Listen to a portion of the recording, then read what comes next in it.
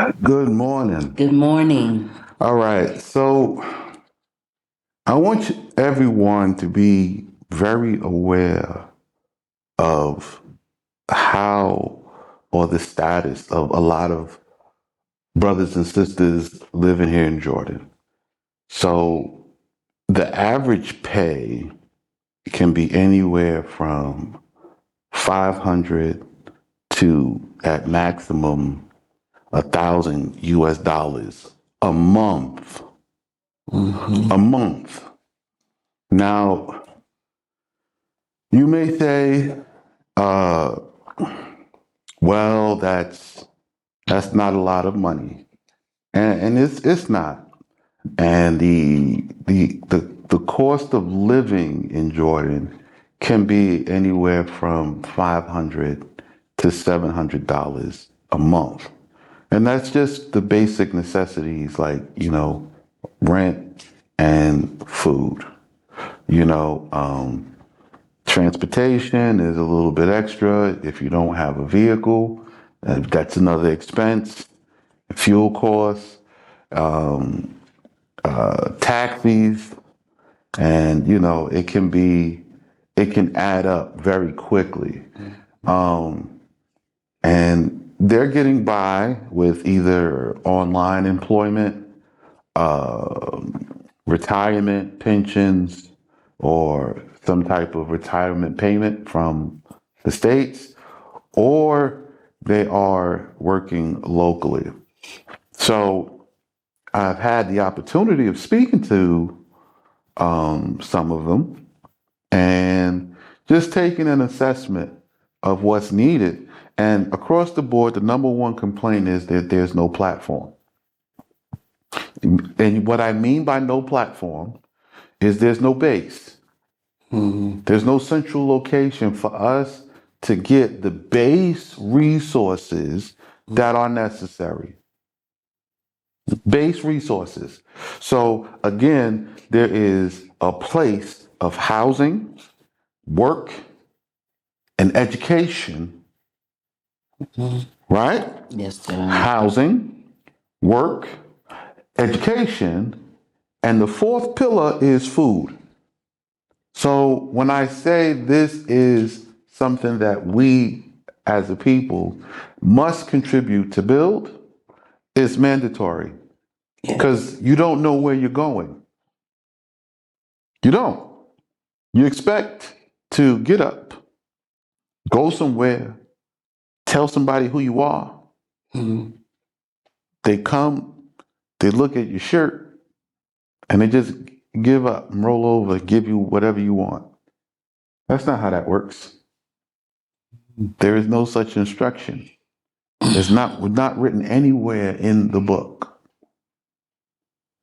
And, if you think that way, like the whole world owes you something, you're sadly mistaken. So it is imperative that those of you who do have some means contribute. Now, I'm saying this to be reasonable because once I start reading, I promise you the instruction, the law will beat you up. It's like stoning you to death. Every day I read it. And you have to go through the stoning. You have to accept it and change while it's constantly telling you how wrong you are. Right? But the truth is, you have to get out of those feelings of being stoned to heed the instructions, and then you only need to ask two questions. Anybody who's been through basic military training knows what this law is doing. It's doing the same exact thing. It's drilling you about who you are and what position you're in and where you're supposed to be and how to get from one position to the next. That is the whole of the law. It is a teacher. It is your basic drill manual. It is to get you in line and to keep you in line. All the rules are here. For anything that you don't understand, there is further instructions, and they're all beating you up, yelling at you to tell you that you're out of position in this day and this age. So this is my way of talking to you with reason. If you have means, click the link below and donate. Donate. The land must be purchased. The housing must be, because when you buy land, some land will have housing, but we're not going to sit down and make a metropolis. We're buying a number of farms, and we have to have transportation vehicles. So we need vans, we need trucks, right? We're opening a few stores and markets. Why? Because if we own the store is making money for the community, but the community also gets the added benefit of having free food. Mm.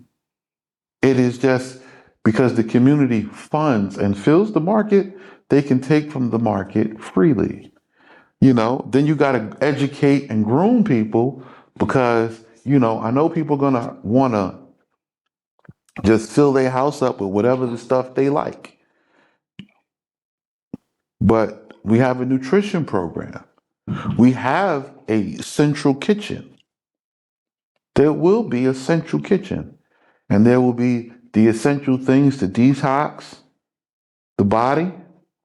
There will be the essential herbs and recipes and diet plans for people to learn how to make certain dishes at home to heal them. Right, go through a health check and all those things. Even without the health check, you have to take and go through the program because everybody has parasites. Yes, everybody has toxins from all sorts of vaccines. Mm-hmm. So we have to heavy metal detox you, and we have to anti-parasitize you. And we have to do it slowly and gradually. Mm-hmm. Right? So in detoxing the body, we are able to heal the people. So this is a process. Yes, everybody goes through it, which is why when we begin, we will be having more corporate meals and less individual meals. Mm-hmm. Right? So as a community, the culture begins to change. This is what I mean by most people will go through a culture shock.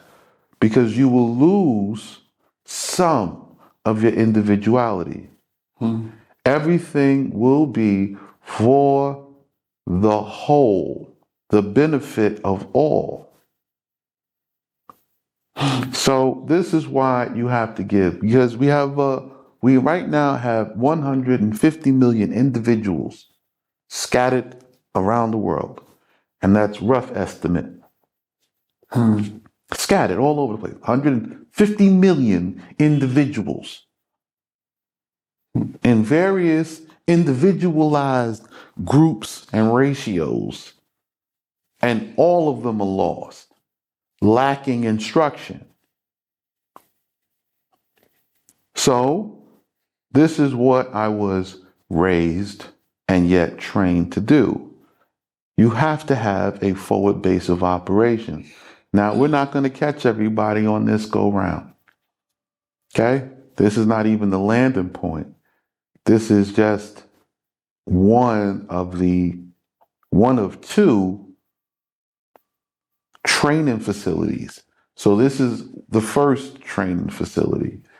The second training facility will be in Egypt because you're not allowed to come into the land unvetted.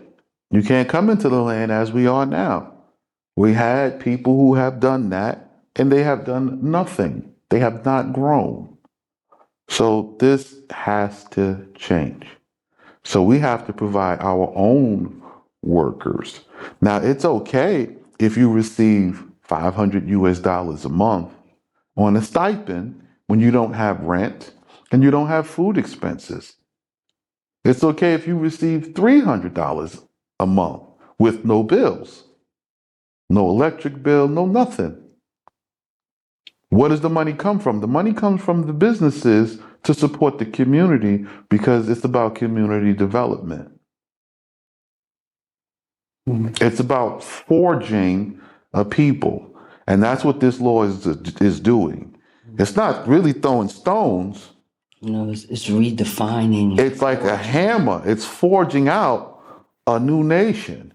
So if you don't want to come and get in the forge and be forged into a proper and upright nation, don't come. If you don't want to give, don't come. Okay? Pray. Pray to whomever you believe. Okay? In the day that destruction comes to you, you will remember what I have told you. You will seek me then. All right? Whew. I had to get that It's addressed. Yes, sir, because, I've been here since 2020. From then to when I met you, I was in my zero time. But it was a lot of challenge because those that I was around and people, it was still the mindset of every man for themselves.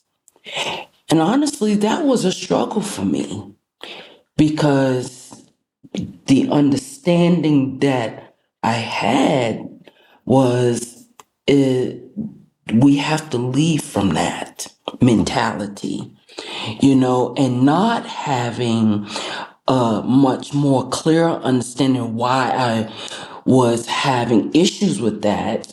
It was a struggle. And it made me frustrated and it made me angry because, okay, I know I have to leave behind the mindset, the way of thinking, the understanding of my previous life. And then I have to leave that behind. I have to let that go, but not knowing what I'm to turn to, what needs to be, so it gave a huge struggle. Those who are planning to come, you have to let go of the mindset. It's all about me. I'm going to build for me. That's not who we are. That's not our original base. We are created thus far what we have been reading. And I don't know if anybody else can see this, but what Yah reckons is what he reckons. You can kick against it, you can fight with it. It's not going to change. It is what it is. It's up to you to choose Whether you're going to conform, fall in line with it, or not. you're not going to do it. If you're not going to do it, don't waste everybody else's time because it affects everybody else. Again, this is why I said this doesn't require your belief. No, it doesn't. It doesn't require mine. I have never told you what I believe because I don't believe nothing. I don't have a belief. I simply have done this to see what would the outcome be. It prescribes an outcome. Let's see if I take the steps, would I achieve the goals and receive the outcomes? And it works 100% of the time with 100% of the people. Right. And I had to understand that though I was reading this law, I did not understand it. I did not have a background for it to understand what it was saying, and I can own that. And now, here in my first year, though I've been here for 2 years, I'm still in my 0 to 1,000 time. I am realizing the importance that it is more than just reading the law. You have to have the cultural background with it. It gives you more clarity, understanding, as well as doing it. each and every day, taking one step and following it. So yesterday we went over chapter 2, and you can see where'd we leave off? We're Chapter 3 and 7. All right. Yes. So I want you to go back and I want you to take a look at Genesis chapter 3, right?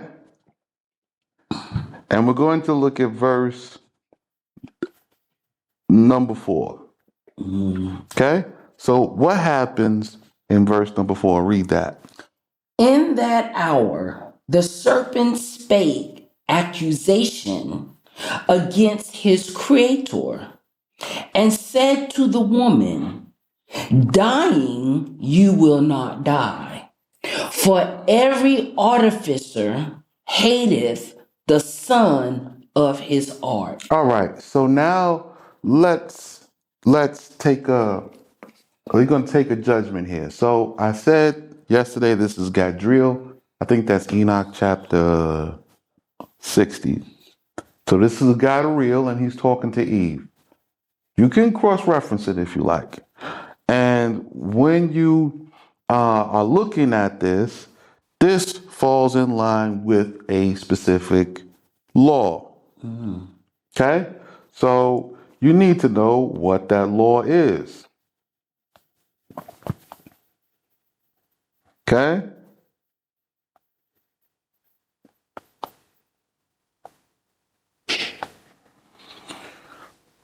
And we're gonna go find this law for this lawful situation and see where it sits so that we can fix our judgment. Okay? So now let's fix our judgment and see what the law has to say about the situation. Okay? Deuteronomy chapter 22 and 25.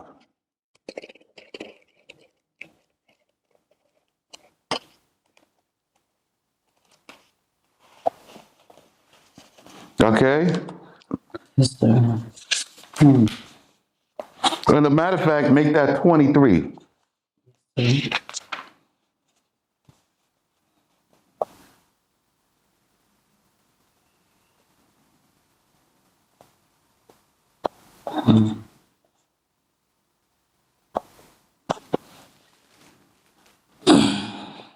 So now looking back, I want you to see where the deception was, where the lie was. Okay? I want you to see this. Where's the deception? Where's the lie? And what the program should have been. If a damsel, a virgin, is betrothed to a man, and another man find her in the city and lie with her, they shall bring forth both of them to the door of the bait den of that city, and stone them with stones that they die. The damsel, because she did not cry out in the city, and the man, because he lay with his neighbor's wife, and you shall put away the evildoer from among you. All right. Now, here you have this problem Going on here. going on in this situation. Yes, sir. All right? The woman ain't crying out. She is talking to this serpent, and the serpent is enticing her. She is accepting the enticement, being deceived. What is Adam supposed to do? He is supposed to render judgment against her and against Gadriel, the serpent. Right? Yes, sir. Now, why doesn't Adam render judgment?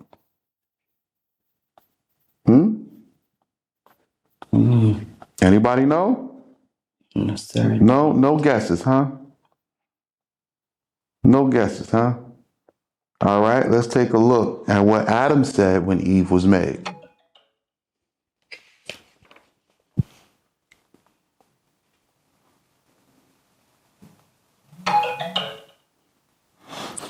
Genesis 2:23.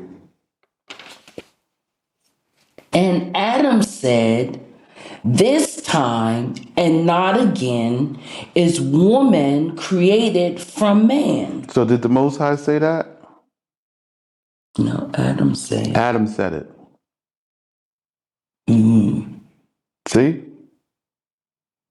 Basic reasoning. Adam said it that from this time and not again is woman created from man.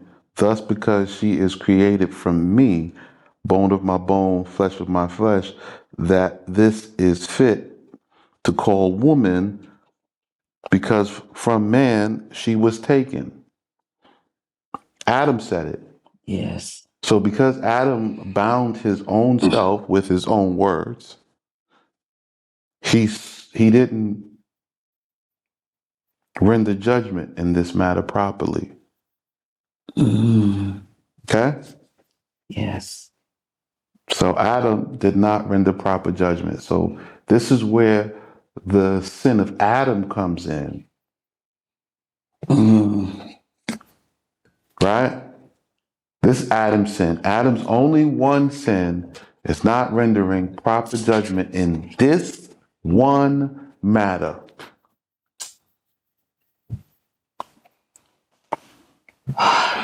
thank you for that clarity and understanding, sir. Thank you so much. See? Eve is deceived.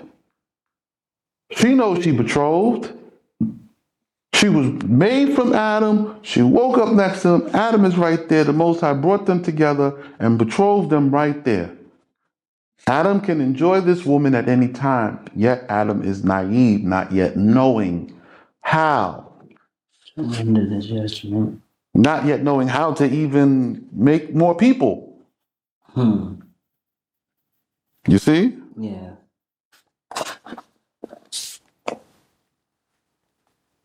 So it comes today, and you start to the problem comes today, and you don't know how to render the judgment. So now the Most High must apply mercy. I'm sorry, sir. I'm just making sure. Okay, 1 second. We'll be back right after this. I apologize. Oh, So pretty much the sin in which Adam committed was the fact of not bringing it into the proper judgment. proper. So now you see he's supposed to bring it in for judgment. Right, because it says to go to the Beth Den. Right. So he's supposed to come to the house of judgment. So he's supposed to bring the woman and the serpent Yes. in for judgment Yes. and see what's the judgment in this matter, thereby clearing himself. Adam sleeping with Eve was not a problem before the serpent enticed her and deceived her. Adam sleeping with Eve after was a judgment. So now you could say, well, what do you mean there's a problem here? Because once Eve brought this to Adam, okay, there's no tokens of virginity. Right. Her virginity was taken. Her virginity is taken, there's no sign of it. So now Adam still has to bring this woman in for judgment. And clear himself, clear his name. Right? Adam also, if he sees that his wife has come back and her countenance has changed and something is wrong and there's this, he's supposed to perform the bitter water Water trial. Mm. Now I'm giving you all of these layers of all these steps Adam can take from various mental perspectives. Adam takes none.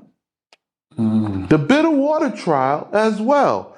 Had Adam had given her the bitter water trials, then she would have aborted Cain. Cain would have been aborted.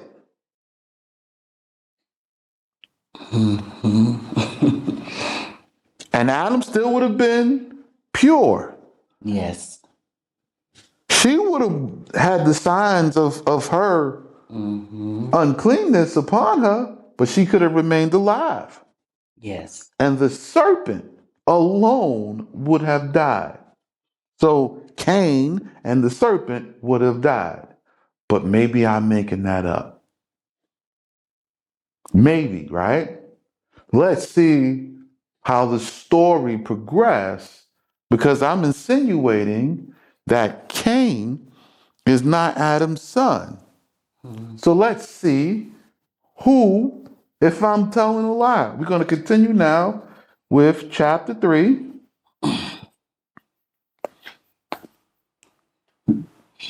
And verse 7. Okay. And the eyes of both were enlightened, and they knew that they were naked, divested of the purple robe. So they had taken off to divest.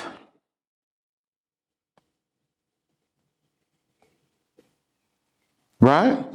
Deprive something of,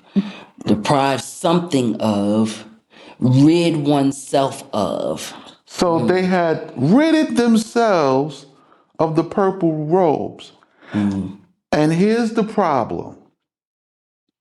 Step 1.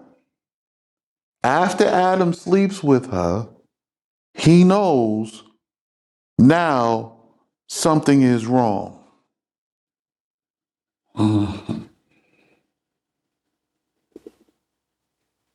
What? Why is she showing me this? What have we done? The guilt comes in. Where's the tokens of virginity? What's the sign of virginity? We've done this thing. Divested of their purple robes. So they had robes. They had clothes. See, this is where we have to let go of everything that we have learned to relearn the correctness of of the law. So now Adam knows he has now gone into error after participating. Did the Most High know that this was going to happen this way? 100%. Absolutely. This is plan A. The Most High is allowing it to take its progression. For what? For us to know. Because now Adam is stuck with the woman that has polluted herself. The same way we are doing today. Right? All of the women have polluted themselves in fornication because they were taught that from their parents, and everybody had this idea of what's right, and it sounds good. And the only thing that has ever been done or said was that they have spoken against the law given to us by our Creator. All this monogamy, all of this dating, all of this is your choice, it's your body, sleep with who you want. All of this bull crap is the same advice that Gadriel gave Eve. And now you look at a person's body and you say, hey, this is a good idea. I get to sample this. and sample that. I'll try that. Oh, big butt. Oh, big breast. Oh, little butt. Oh, little breast. Whatever you like. So it's the same counsel. Yes, yes. Because what a lot of us did not know is that Adam had not been with Eve yet. He hasn't been intimate Yeah, he hasn't been intimate with with her Hava. yet. So this is where we are. So let's continue reading. Let's see what happens. Divested of the purple robe in which they had been created. And they saw the sight of their shame and sewed to themselves the leaves of figs and made to them cinctures. Cinctures. So they made their own first outfits. What?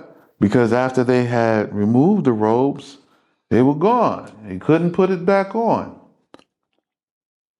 But this happened to the children of Israel when they came up into the mountain of Sinai and they entered the covenant the first time. And Moses went up for 40 days and they came back down, and the Most High said, "Take off my garments." And those garments were taken off and they were never put back on.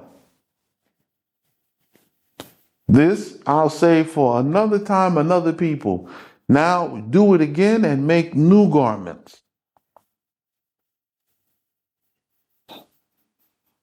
So all of those garments are laid up. So that's why there was so much precision in the making of the garments of the priests. The priesthood and the people and everything else. Very precise. Everything else is done in a precise manner. There is a precise count as to who's going to make it and who is not. I told you, it's not my show. I don't have control over who make it and who don't. All I'm told to accept those who submit. You don't submit, I have nothing to do with you. You free. You free like a wild beast. Go be a wild beast. I don't care. Continue. And they saw the sight of their shame and sewed to themselves the leaves of figs and made to them cinctures. And they heard the voice of the word of Yahweh walking in the garden in the repose of the day. And Adam and his wife hid themselves. Okay. So this is shame. Yes. It just told you they saw the sight of their shame. So now they are ashamed. We are now unclean. How can we now go before the Most High and not be clean? Because now he hate us. What? What the angel said. It says he hateth, the artificer hateth the son of his art, the son of his creation. And the Most High does not hate you because you are in ignorance at all. You were ignorant. So the day of the test came and you stumbled. The Most High knew that. Right. So let's see what happens next, because they are hiding from the memra, from the voice of the word, the dibura, like the Most High called from the mountain. The Most High is calling to them. Right? This is before Moses. The only other person hear the voice is Adam.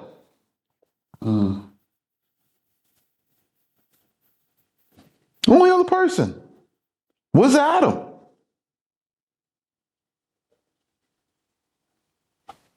Now this is before the judgment, so they have to come into judgment. So let's see what happens. Continue reading. And Adam and his wife hid themselves from before Yahweh Allah among the trees of the garden. Oh, so now they went to hide themselves among the trees. Okay? So no problem. That's okay. You want to stay over there and be behind the tree. Okay, no problem. What the most I have to say about this? And Yahweh Allah called to Adam and said to him, is not all the world which I have made manifest before me? The darkness as the light. The darkness Uh, as the light. wow. I see everything. Day, night, everything is all. There is no darkness. When I created darkness, it is still as the light to me. It doesn't affect me the way it affects you. The laws that I created to affect you only affect you. They don't affect me. So a lot of times people get the wrong perception. They don't understand the laws of heaven. And this is one. Everything that the Most High created is created to affect us. It is our restriction. It is our permission. It is our right. It is our job. It is our duty. It is our situation to deal with or to handle. It does not affect him. He created darkness and he created evil. He created it for the purpose of testing to get to the end result of what he had created. So continue. And how hast thou thought in thine heart? See that word right? Hold on. How? How hast thou thought in thine heart? See, so when we read yesterday, and the Most High said, you need to ask yourself is why am I still being smitten? Why am I still in captivity? The second reason after why is for what? For what reason? So now we get past why quickly. You're going to have to go through it. It's usually the first thing you're going to ask. Well, why?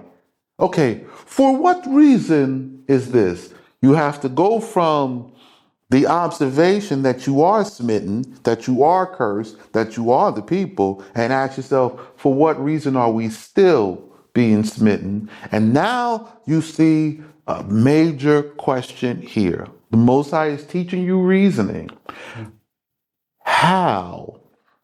You see that word? Yes. Read it again. And how hast thy thought in thine heart to hide from before me? So, how have you thought this? How have you reasoned that you could do this thing? And he not know. And he not know. Same thing for us today. How have you reasoned that you are right? And that what I am telling you, what I say, and what I am doing and living every day is wrong? How have you come to this reasoning? Because it was not from the law or the instruction which I have read to you, which is full of details. It is full. There is no mystery. The Most High says, I do not need to hide a thing. I am the Most High. If the matter be hidden from you, it was on account of your wickedness. So it was hidden for a time. There has been a famine of the truth of the law of the Most High. It has been that way. Yes. Now it is not. It has been removed. It has been fully revealed, tested, unveiled, and proven to work without you. So when captivity ended, I enjoyed it.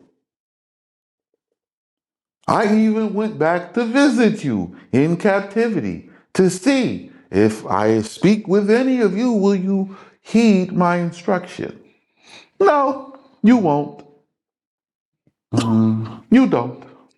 So it's like what we have read, to hear and to do. Mm-hmm. So with Adam, he heard the law, he was taught the law, and then he had to do. Mm-hmm. And in his doing, he fumbled. He fumbled, right?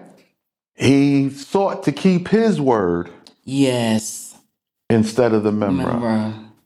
Uh, mm, And he felt like the Most oh, High would be binding to his word mm, instead of the memra. That's why you got to watch what you say, right? Every word you say is binding, but it doesn't bind the Most High. right. It doesn't.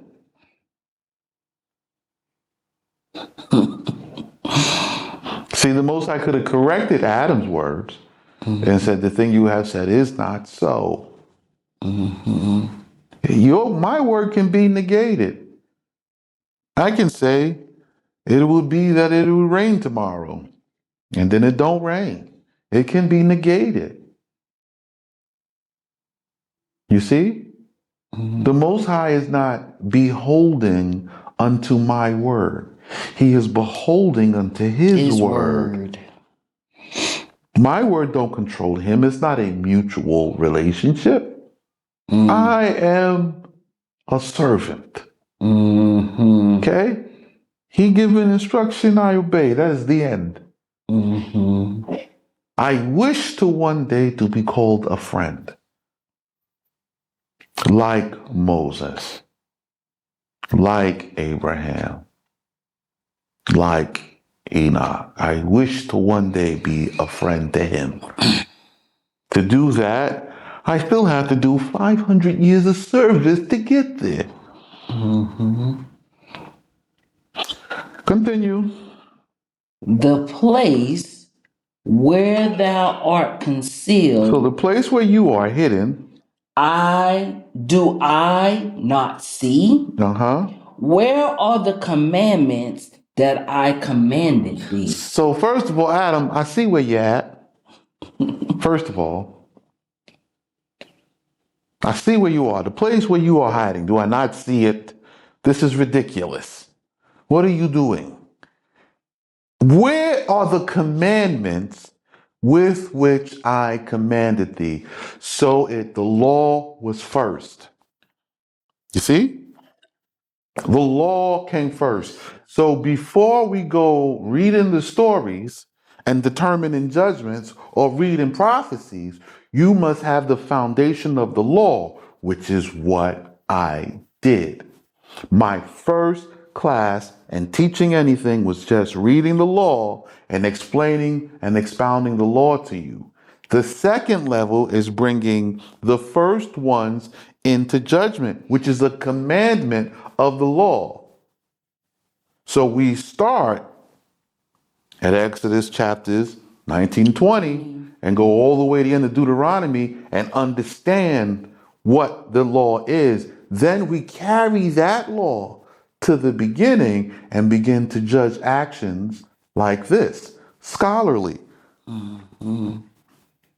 Where are the commandments which I commanded you? So again, the problem is Adam is not keeping the commandments about this issue, this situation. He is trying to hide it, which is what you're doing today. You are hiding your sin. Why? You don't want to contribute to the sanctuary, give of your money, because you're afraid maybe he'll steal it. Maybe they'll run away. Maybe they will disappear and there'll be no justice for us. Then, if I do what I say I'm going to do with having all the money, then, well, maybe we'll go there and I'll commit some sin and they will kill me because I like to commit fornication, because I want to choose the woman that I want, and I don't want the woman to have the right to choose me. Or I don't want to pick a man and choose him lawfully. And what if he mistreat me and I want a divorce? And what if I want and I want and I want? Your children. You are still yet children. Because you still want to do what you want to do. You want to do what you see fit, how you see fit, your way. I don't have that. It's not what I want. There is what is commanded and my diligent service to obey that instruction. That's it. So he asks Adam, where's the commandment? So this is a commandment issue. So again, what I told you Adam's sin was, where his mistake was, this was here. Adam sinned. He missed the mark. He did not follow in the commandments. What happened next? And he said, the voice of thy word heard I in the garden. The voice of the Memra, the Deborah, I heard it in the garden. And I was afraid because I am naked. So now he's afraid because he's naked. And the commandments which thou didst teach me. So he was taught the commandments, same as Moses. When he made Adam, he taught him the commandments on the mountain where he made him. I learned the laws on a mountain. Moses learns the law on a mountain. Abraham learns the law on a mountain. Noah learns the law on a mountain. Shem is taught the law on a mountain. Everybody learns the law. The first one comes from the mountain of the Most High, and he is taught the law. See? That's the difference between me and the rest. When I lived at the foot of Mount Zion for months, I was there, taught the law, the rotation of the stars, the calendar, the dates, the times, the seasons, and then I had to test them for 7 years and walk, living in the customs and traditions, to be able to sit before you today to tell you this is what we need to do. We don't need war. We're not here for that. The first thing we must understand and establish is a base, a house for food and a house for shelter and for teaching. This is peace. We don't need to be in any conflict with anybody.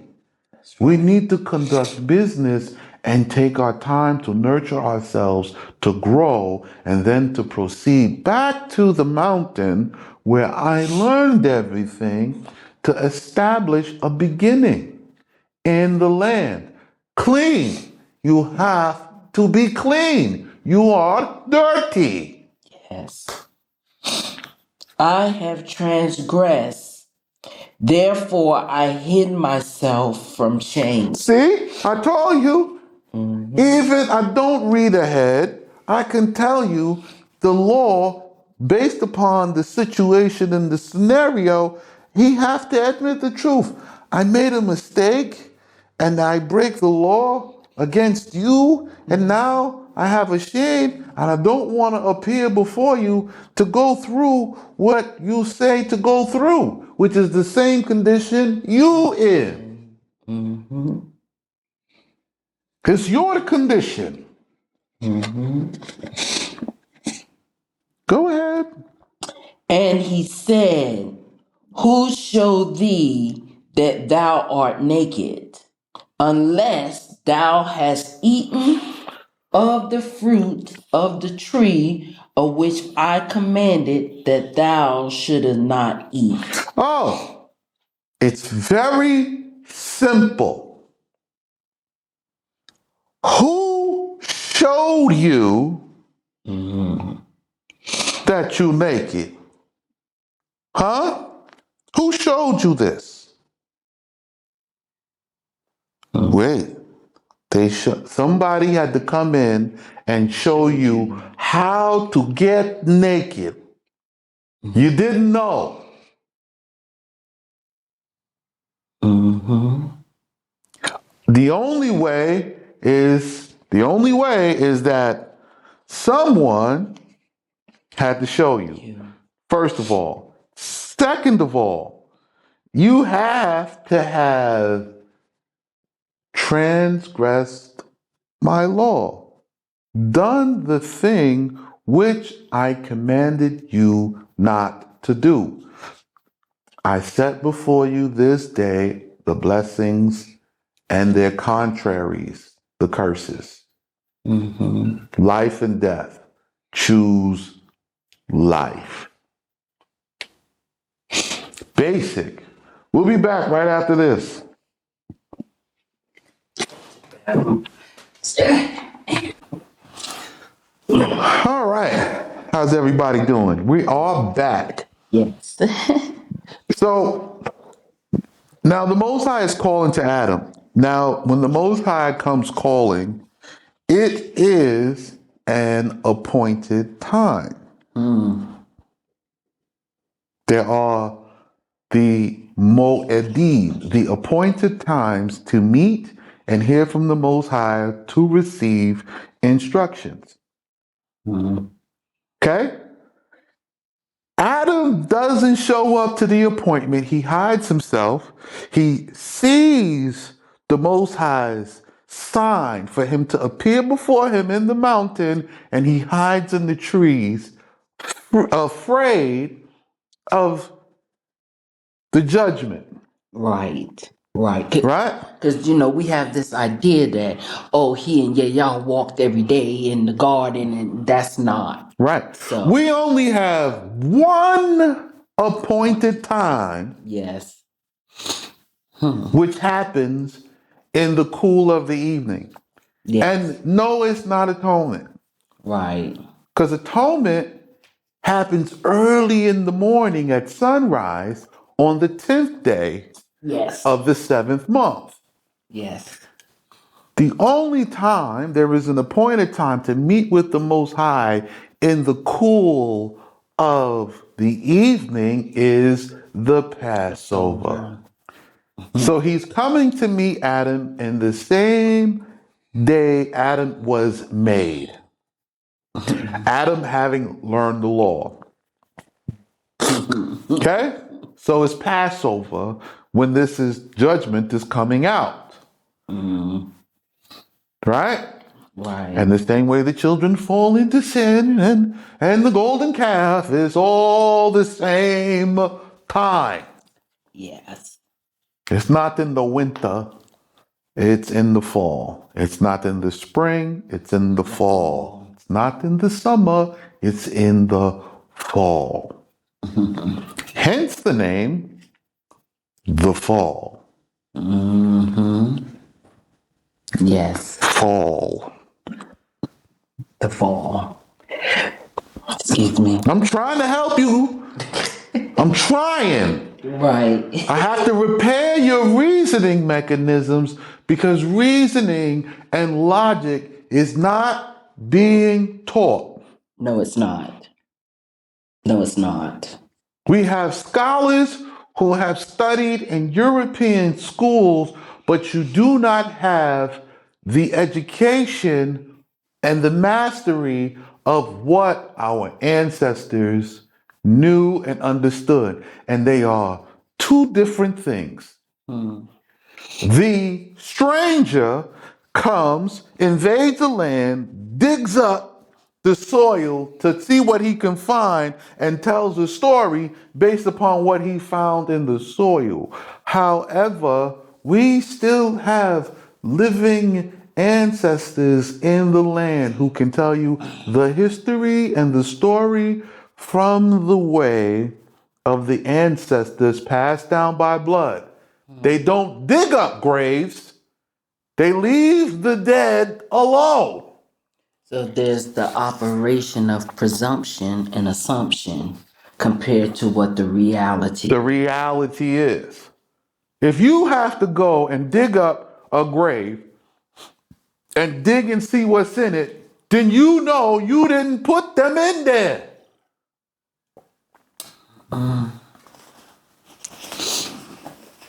If you put them in there, then you know, oh, this so-and-so, he's buried here. When they keep the funeral of Moses in this mountain in Israel, right? My sheikh, my teacher goes every year. Every year he's go to this festival for Moses. It's because it was commanded there, and this goes all the way back to the time of the coming out of Egypt. All of the family who was involved keep this festival still today. They Sufis today. They call them Sufis. So how do you know, Rabbi Sheikh? I told you, my teacher's Sufi. I am in the Sufi way. But I have to keep it from the law commanded me from my prophet Musa. So I get the law at the mountain, I learn some things, and then there's a time of mentorship. You have to go through the test. You have to be tested in your loyalty. You have to be tested in your faithfulness. You have to be tested in your reasoning, in your logic. You have to be tested in the day that you see this come out. You have your book, you open your book. Here's the problem. What's the matter of judgment? Okay, let's see what happens. You know what? I'm talking. Maybe I'm making it up. Let's see what happens. You go ahead, sister, read. I let her read so you guys can understand how clear it is. And Adam said, the woman whom thou gavest to be with me, she gave me of the fruit of the tree, and I did eat.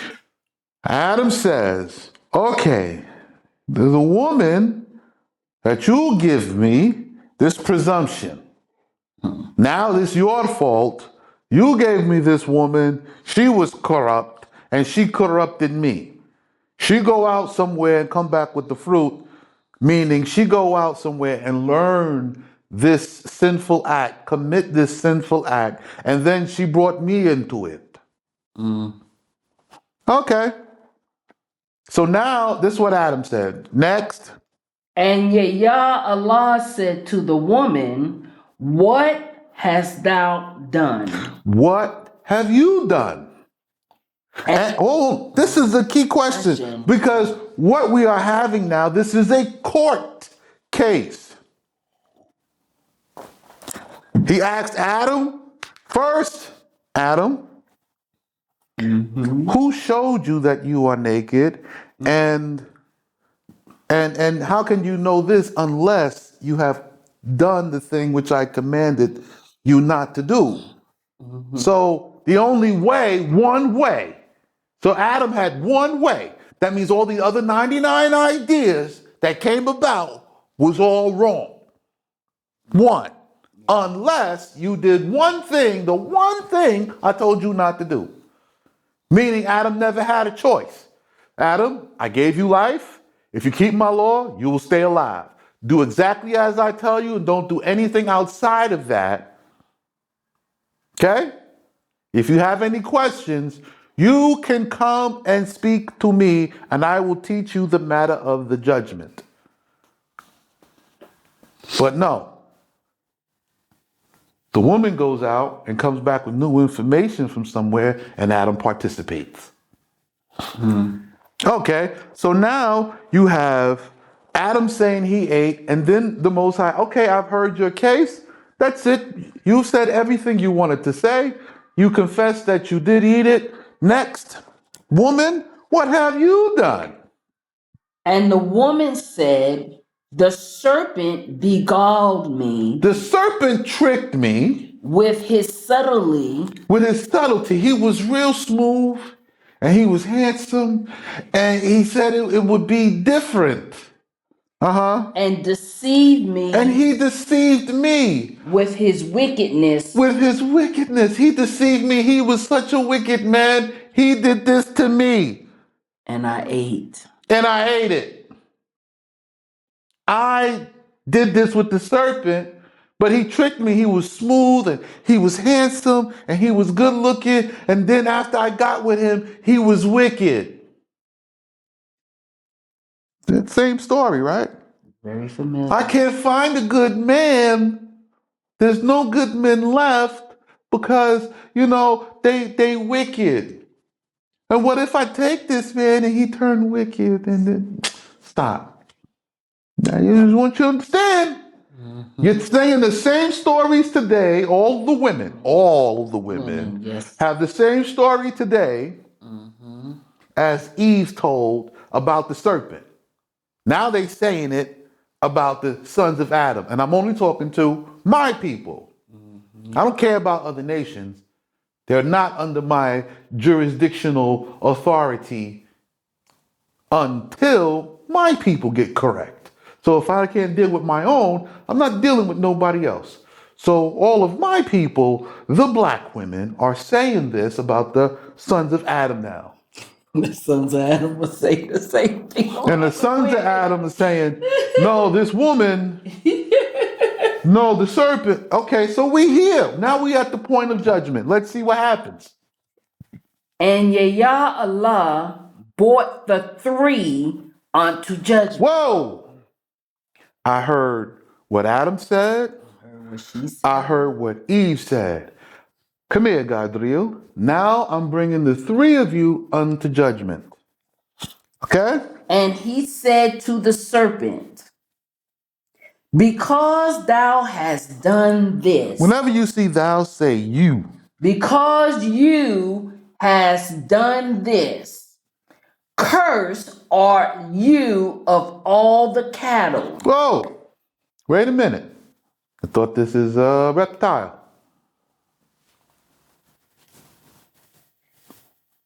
Thought this is a reptile. This is a serpent, right? I thought serpent is a reptile. That was his character. So now we're not talking about A reptile. a reptile. So the beast, all the beasts of the field are not classified according to European interpretation. Now that's broken. Okay? So now the serpent and all the beasts of the land that crawl upon the land are cattle, each one after its kind. You have that understanding? Okay, we got that part. Now he brought the three into judgment. So now he's judging the case. I heard from the two that I commanded. I commanded Adam, and I made the woman submit unto him. Now, after speaking to you two, because you two transgressed, come here, Gadriel. I'll bring you into submission too. Come here, come into judgment. Okay? Because you have done this, it's not even a question anymore. Because they confessed to their sins, and she confessed that she got this from you, and I saw it. You did this, but we have to conduct the case. So now you're seeing the Most High has always wanted to bring things into judgment. He wants us to bring ourselves into judgment, because you can't judge your neighbor and not judge yourself first. Before you can sit in the seat of judgment, you must first be judged. Judged by what? Judged by this law. You have to accept what the Lord says about you. If you accept what the Lord says about you, then you can take the steps to change. And as you're taking the steps to change, you constantly keep the judgment around yourself and about yourself, and it constantly keeps revealing to you where to go, where not to go, what to do, what not to do. Then the judgment extends out, because then you won't associate. You see all the wickedness around, you just don't associate. You don't jump into conversations. You don't have to tell anybody off. You don't have to have feelings about nothing. I just keep my law and mind my business. And when a matter of judgment comes to me, then I say what the matter of judgment is and I proceed accordingly. But let's see if that's the case. Of all the cattle and of all the beasts of the field, upon thy belly thou shalt go, and thy feet shall be cut off, and thy skin thou shalt cast away once in 7 years. And poison of death, And the poison of death, and the poison of death shall be in thy mouth, and dust shalt thou eat all the days of thy life. so the snake has to eat dirt, right? Because it spoke against the Most High. Now, the Most High heard the false testimony against it, right? Because the law states clearly, if you love me and keep all my love and keep all my laws and do my commands and keep my judgment, then shall you be more beloved than all people. So there is Gadriel, Lilin, and the rest of the fallen angels, Cassidy and the rest of them. And then there is Adam and Eve, all made at the same time. But these are appointed unto evil and wickedness to test what the Most High has made. Because righteousness must exist in the darkness. The light must be in the darkness. So the world doesn't change to become righteous in one day. The whole world is wicked, and righteousness must exist in the wickedness to prevail over it. It's kind of basic, huh? Very basic. Okay, continue. Watch this. So he put the dust in the mouth. He made this. He said the snake has to cast his skin once every 7 years. Okay. What is that? A year of remission, right? So now let's see. And I will put enmity between you and the woman, and between the seed of your son. Whoa! I will put Enmity. Conflict. Right? Let's look up this word enmity. I'm going to look it up. I'm going to get this. I'm going to get this word. Yeah. Verse 14. I got to change my tablet around so I can see it. Verse 14. And I will put... No, 15, excuse me. 15. Right there. Enmity. A state or feeling of active opposition or hostility. So this your enemy, they always against you. They always trying to keep you down. Right? Right? Yes. Enmity. You don't like snakes. Okay? And you know, there's a thing. You know, it's very odd to see people, women especially, really caring about the serpent that's poisonous. Right? There's the one with the poison and there's the one that don't have the poison. He said, this the one with the poison. Okay. And between what? And the seed of her son. Oh, so hold on. Between the seed of your son. Your sons and the seed of her sons. There's two different seeds going on here. And wait. Hold on. So he's talking to, in context, the serpent. Yes. And he tells the serpent, the seed which comes from this woman, from you, this will have a conflict with the seed that this woman will bear after you. Yes. And he made sure to know it'd be sons, so that means all her. That's a plural, her sons. So now you have what? The seed line of Cain. Okay? This the beginning of Cain. right here. We're at verse 14, and he's telling the serpent she's going to have a son. And that son is going to have a conflict with her sons, plural, for many generations and forever, even until today. Where white people come from? This from the seed line of Cain. What? From Cain came Og. The rest of the wicked died in the flood from Lilith and the rest of the fallen angels. They died in the flood. However, Cain's line from Gadriel, the Nephilim, the one that caused us to fall, still here today. So when you go out and you get your little vanilla pudding pop,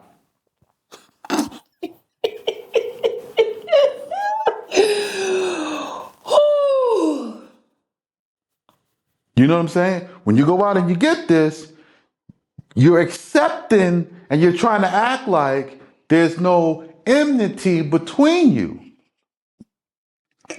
So when it talks about two nations, the concept of the two nations in the wombs, and one was white, one was black. That's wrong. That was wrong. It was about Cain coming from Eve, as well as us coming from Eve. Right. Everybody has used these people who now predominantly live and come from, or we say they come from, this European area to gain an upper hand. And falsely accused them of being Esau when They it not. wasn't. This is different. This Nephilim is Nephilim. Oh, they're so beautiful, they white skin. Colorism. And their long, straight hair. Right? Not like we don't have all the colors in us already. They don't come from us. They come from Gadriel. Now the Most High make another covenant and says, now the seed of her sons. Now I'm showing you the power of covenant. He made the covenant unto the woman. Because why? The woman has already gone back to Adam, and this was her choice. So now under Redeemer Kinsman law, now Gadriel get the divorce, and she goes to Adam now because she can't return back to Gadriel having slept with Adam. His law always still stands.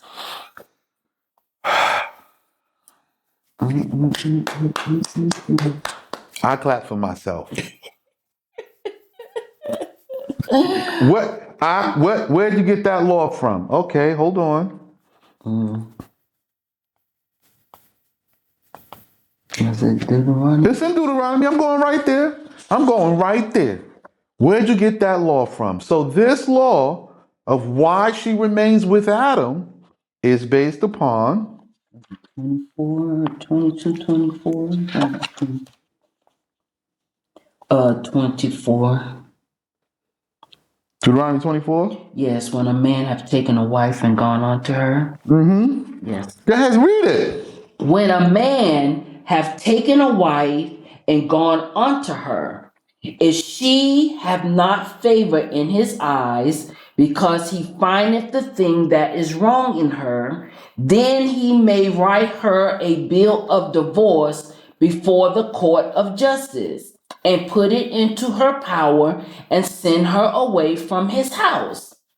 And departing from his house, she may go and marry another man.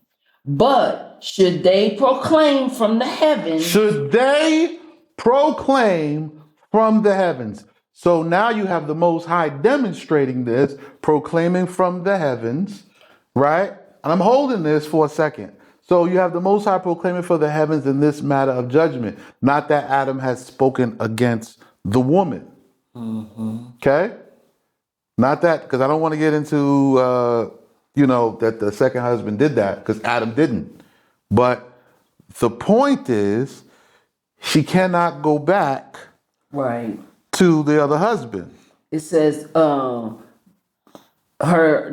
the latter husband shall dislike See, that's her, why I said. and write her a bill of divorce and put it into her power to go from his house. Or should they proclaim about him that lie, the latter husband shall die? It shall not be in the power of the first husband who dismissed her That's the point I was waiting for. at the beginning to return and take her to be with him as his wife. After that, she hath been defiled. Okay, so now this is an abomination, right? For that is an abomination before Yah. All right, so now we have the full exercising of this judgment. So I don't want to make it seem like Adam was rejecting Eve because he obviously did not. No. He did not. So he's accepting her now as now Eve is now a redeeming case because Gadriel has now sent her away. And Gadriel, knowing the law, this is an angel. Yes. He came from heaven. He knew the law and he used this vehicle. I'm going to do this with her. Now you go and go back to your husband and show him what I did to you, and it will be well. Right? Now this is the same thing, the same sin that happened in my house, my father's house, between Bathsheba, right? Bathsheba and David in the matter of Uriah. That Nathan came and the Most High spoke with him. So you have the same idea. I will go and I will be with this little delicate flower and I will enjoy. And if the husband is died, she is pregnant. She stay with me. But if the husband is alive, I send her back to the husband, go and lie with him, that he may think that it is his child. But the Most High cuts this idea off at the pass and says, listen, the child you're going to have is from him. The child you have now, after this is over, is going to be from your husband, and there's going to be a conflict between them. And what happened? Cain and Habil. Cain and Abel. Yep. And they have a conflict, and now Cain sheds Abel's innocent blood, and now Abel's blood curses Cain from the grave. And you know that, and that same thing is going on today. In Western society, you have those in power telling the black women to do such and such to the black men, and it's destroying them. It's destroying them. Same pattern. All right? So let's take a look now. I want to check my time for a second. Yes, sir.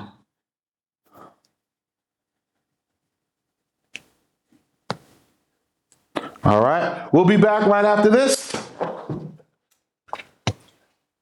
Oh, my goodness. Ooh. All right. So when they say who's in power in the Western world, this Cain's seed.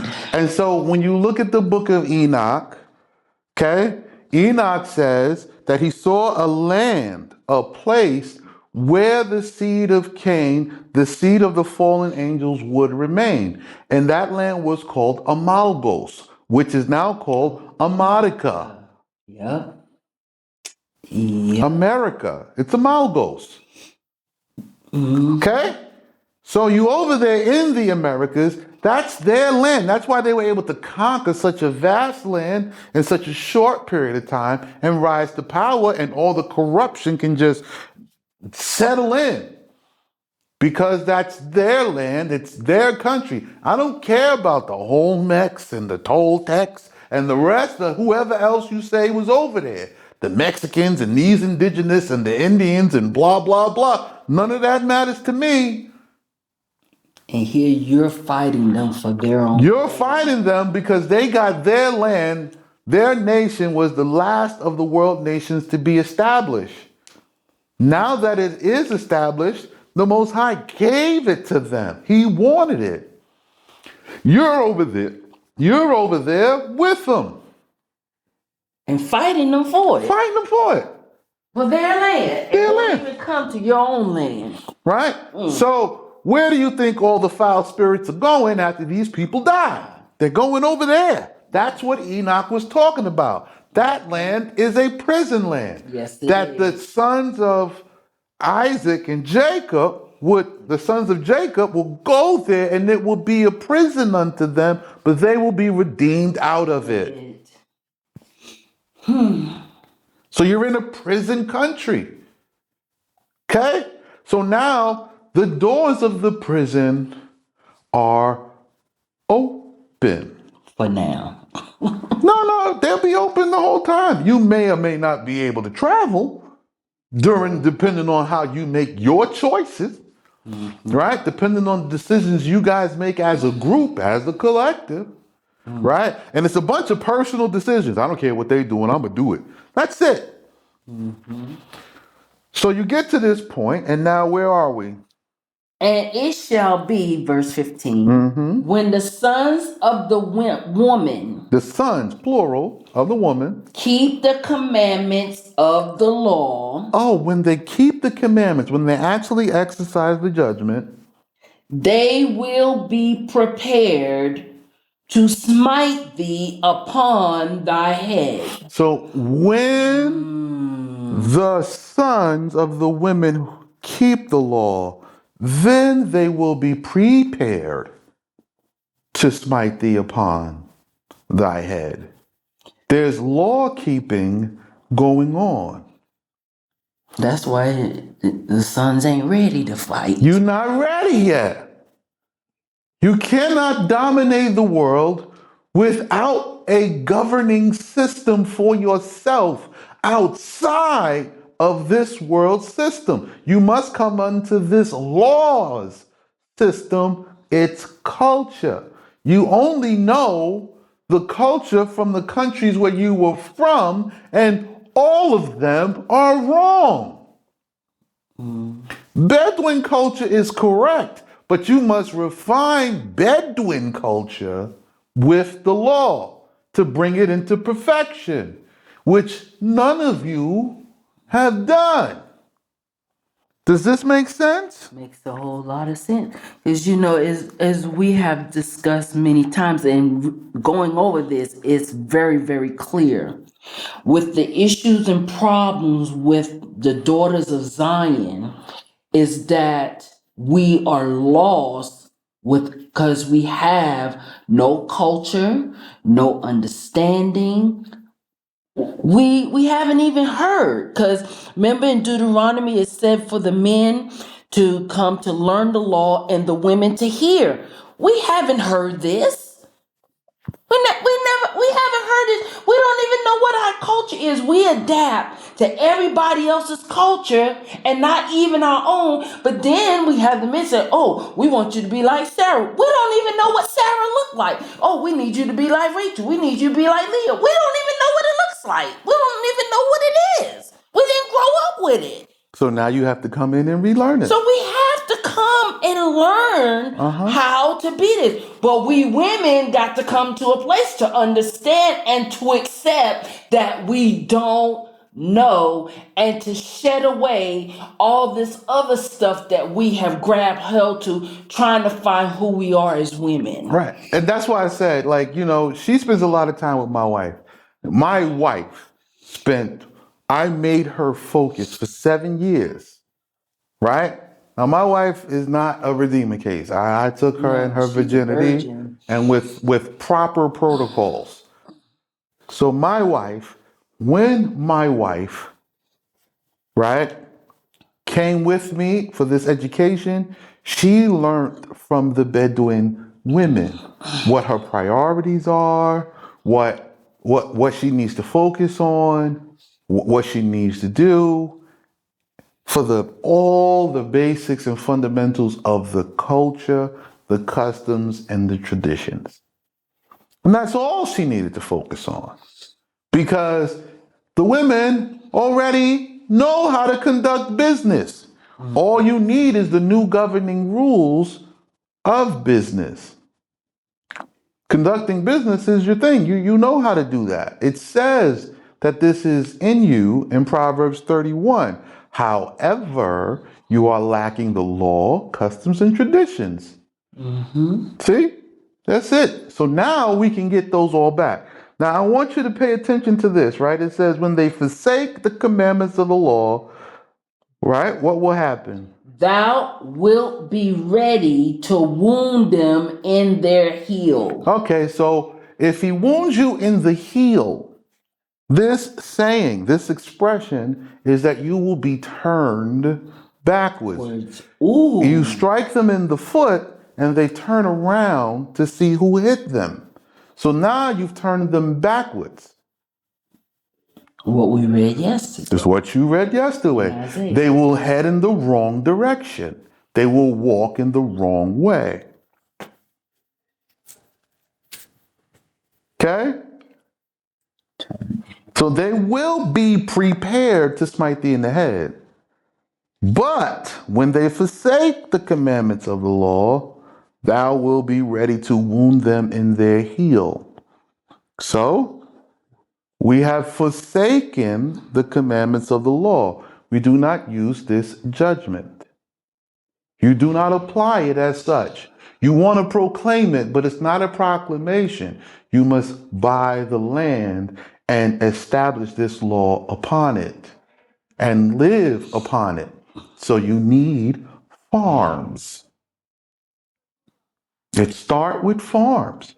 Okay, now continue. Watch this. Nevertheless, for them there shall be a medicine, but for thee there will be no medicine. So for the sons of Adam, I'm going to make a medicine for them. I'm going to heal them from this wound, from this curse, from this affliction. But you, there's no medicine for you and your sons after you. Okay, why does Adam get a medicine? Because though Adam knew the law, he was taken with subtlety. It was as if a man had committed murder against him with predatory ways in a field. Same law. Same. See? This law, it don't move. Now, if you wasn't in the law class, you don't know what I'm talking about right now. You're just accepting what I'm saying. But you took Adam down with subtlety. You went it a surreptitious way. You took the woman, you deceived her, then you told her to go show him, and she thought this was the bee's knees. What an amazing thing. I'm going to show it to my husband. You showed Adam, they fell into sin. But Adam was actually ignorant.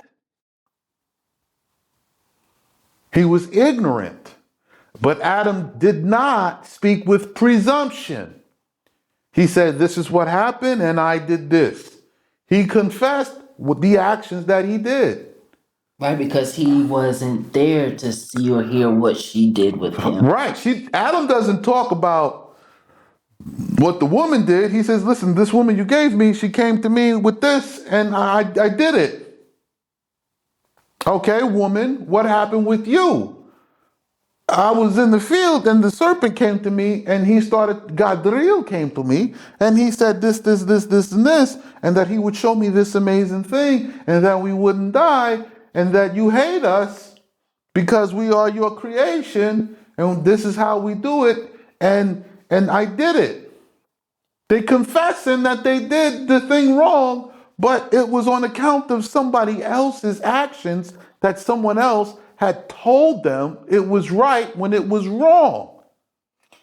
You know, brother, it's just like today we have been told that we don't have to keep this law anymore. If we believe in this, we won't die. Well, in this law, it does state we do certain things, we will die. So that's why they put before us everything that is against this law onto us and in our face, and we just eat. We just eat it up. You see how the law illuminates one to make one to see? The light is turned on. I'm not talking. She reads, she starts to see a pattern. Now she can talk freely because she has reasoned the truth. Round of applause. It's reasoning. It's just like today. All the laws in the nations you are in are unlawful. It doesn't matter whether it's in the church, at your job, every time you get paid in your taxes, crossing the street, obeying the red lights, all the laws, why people go to jail, why people don't go to jail, how they prosecute you, how they process you in the system, all of it is unlawful. All of it. Everything. The charity work, everything. The teachings of everything is unlawful, and you walk in it every day, living it, hoping for one day to escape. But today, I am giving you the medicine. I am walking you through the law in its process, the way it has always been rolled out. You start with a law, then you create. Law, then creation. But you don't know this yet. I'm making this up. Right? Go ahead, let's continue reading. And they shall make a remedy for the heal in the days of the King Mashiach. Hi, how you doing? I'm making the remedy to heal your bodies, right? Natural herbal medicines. I'm making a remedy to turn you around the right way, giving you reasoning, law, understanding, and the remedy for having no land to buying back land and to dwell peacefully among your brethren. It's a remedy. It's the medicine. You want it or you don't. Continue.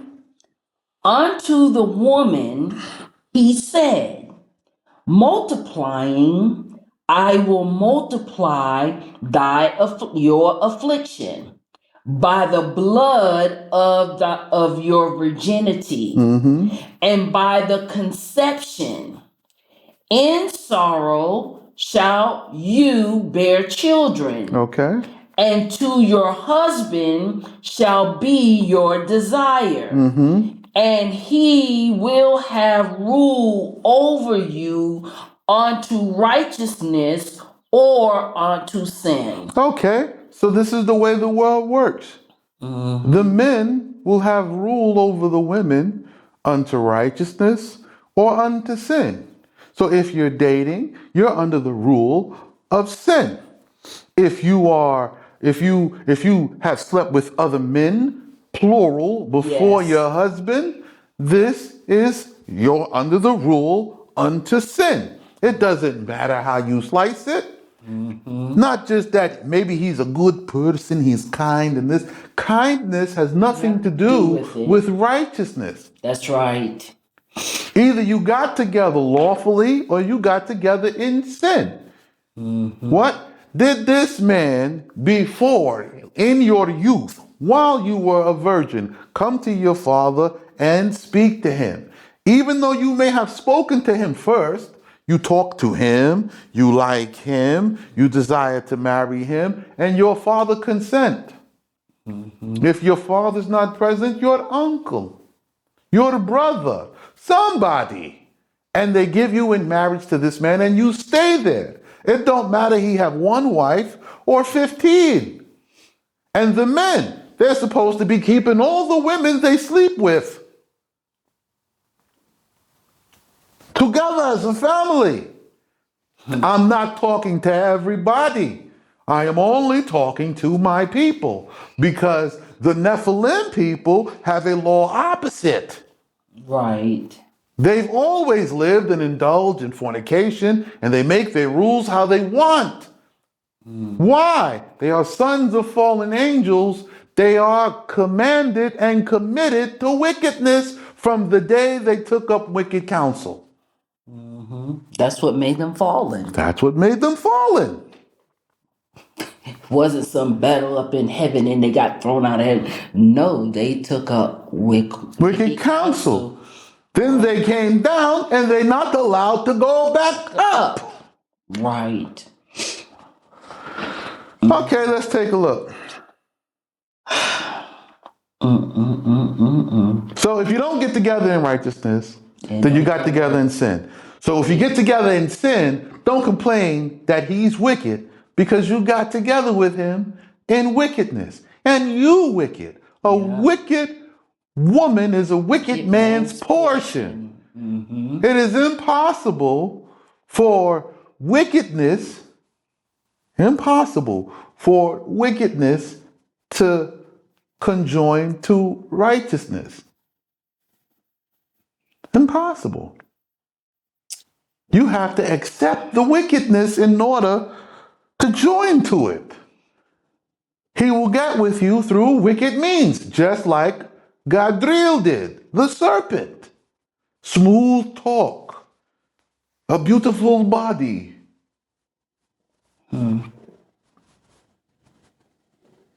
Oh, he didn't start out this way. He started in the form of a serpent, which was common. Then he changed and revealed himself as a man. Why? He had the body of an angel. Right. He can shapeshift. You know what? Go ahead. But to Adam, he said, because you has hearkened to the word of your wife. He listened to what she said above what the Most High said. That's another problem we have today. Yeah, if my wife, she got to see, because my wife knows, women know. They don't know. No, we don't. If the women knew anything, we would have been out of this situation. So they don't know. They don't have intuition or divination or nothing. They don't know nothing. So, because he listened to the women and she don't know nothing, what happens? And has eaten of the fruit of the tree of which I commanded you, saying, you shall not eat of it. Accursed is the ground, in that it did not show you your guilt. In labor shall you eat of it all the days of your life. So now because heaven and earth is always a witness, and the earth is supposed to respond according to the law it was built atop of, and it didn't. Now the Most High cursed the ground. So first, he cursed the earth because it witnessed it and it allowed this to take place and didn't bear witness to the wickedness, knowing it's built on top of the law, and Adam was keeping it from the beginning. I got something else to say, but I want you to hear the rest of the verse. And thorns and thistles will it put forth and increase on account of you. And you shall eat the herb which is on the face of the field. Stop. So, now the earth is producing thorns and thistles, and now Adam has to eat the herbs of the field For what? To extend his life, to purify the body, to keep it going, right? Hence why we have an herbal diet here. We eat meat, we eat everything lawfully, Yes. but we have mandatory herbs to flush our system, to get anti-parasites, and to heal the body and to rejuvenate it. I am taking it, I feel like I'm 30. I'm not 30, but I feel like it, which is better than feeling like I'm 50. Yes. Okay? So now you see this, the day the earth is cursed. Now, this judgment, this is the start of the clock. This judgment is the start of the clock. You see? Yes. This judgment starts the clock. Because he came and made this judgment in the cool of the evening. This judgment starts the clock, and it was evening and then morning the first day. This judgment is the judgment that starts the clock. So from this point unto Moses is 49 Jubilees. This moment unto Moses is 49 Jubilees. This starts the clock. You see? So now it's commanded that we have to till the soil. We have to work the ground. Now, when we work the ground in this generation, we will restore the Garden of Eden. You see? It's at this point the Garden of Eden begins to become a desert. Famine, no rain, problems. You have to work, soil, till, bring water from somewhere. This is the point. The restoration. Now we have to restore because it's closed now because of the accursed. You have to move. Thorns and thistles. Okay? So now instead of walking in the garden and there's no thorns and no thistles, you are free to eat because everything is already situated in place because Adam had already tilled it to perfection when he had not sinned. The clock doesn't start until sin enters in. And from the time, now the Most High is judge. There is the Most High, there is Adam, there is Eve, there is Gadriel. So now of these four, right, the Most High is sitting, judging the matter. The three of them are guilty, each in his own level. Right, all guilty. We're all guilty. The Most High sends the judgment down. Now, when he says there is this judgment and there will be a remedy, how many days does it take to get clean? 7. 7. Behold, I tell you the end from the beginning. So he separated the light and the darkness. He pronounces his judgment. And now we're getting into the beginning. We're getting into it now. The clock starts. Boom. From this judgment, it will be clean by the end of the 6th day. And on the 7th day, we will have rest. Go ahead. Hold on, wait a second. We'll be right back. My. All right, we're back. Oh, yes. So In the break, we were discussing some of the things, and she came to another point of enlightenment. She saw Adam was already farming. He had planted the whole Garden of Eden. So Adam was already farming. So this remedy that the Most High is discussing is talking to the sons of Adam, one word, two different time frames.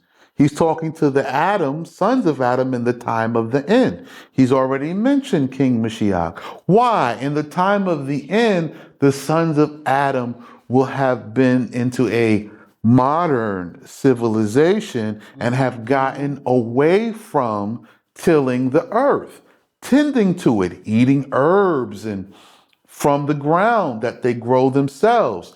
Hence, why the law has a law instructing you of how to till the ground, instructing you when to bring the tithes, when to bring the first fruits, what to do, when, and what season, and how to conduct it to get you back to the earth. Yes. Now, everybody is sitting around on a video game. On their phones, and trying to work in some app on some computer. And as a nation, we must return back to the land. We have to buy our land and reshape our communities and work in this way. From the earth, growing up the herbage, all right, all the food to eat, because herbs are not trees. They don't take 4 years for herbs. No, It takes a couple of weeks. Herbs and vegetables and fruit of all kinds, and we take that and we eat that. Self-sustaining. So it takes you from a modern time to a ancient time. Yeah, because he's speaking of two times. Two different times, then and now. I tell you the end from the beginning. We just here at Adam. Continue. And Adam answered, I pray through mercies from before you, O Yah, that we may not be accounted as the cattle to eat the herb of the face of the field. Let us stand up and labor with the labor of the hands, and eat food of the earth. And thus let there be distinction before you, between the children of men and the offspring of cattle. Okay. So now Adam is like, listen, I've seen these beasts. Wow. I want to continue to stand upright. I want to continue to stand upright. You made the snake bow down and eat dirt. And now you're telling me I got to work from the ground? I don't want to slide around crawl around like an animal and eat like this. What Adam is talking out of his fear. This is Adam's reasoning. Right. I see what you told the snake to eat dirt, and he's licking it. The snake licking dirt all day. I don't want this. Let me be upright. I want to continue to stand up. I was standing up before. I don't want to bow down and like this now. And labor with the labor of the hands. And now Adam is asking for the labor of his hands. The Most High is like, I already told you this in my law. So the Most High is not going to respond to his petition. He's not going to respond to his petition. The Most High doesn't address this because it's not what he said. Adam is now, because of his sin, turned around. He's backwards. He's reasoning out of his fear and not out of the law. Right. Most High never said none of that, but all of that, what you're going to do is commanded in the law. Mm-hmm. That you will give what? Of the fruit of your hands, of your work. Mm-hmm. Till the soil and bring it to me. My law still stands. The Most High, I change not. You think I'm changing because you made a mistake. But he doesn't. I didn't change.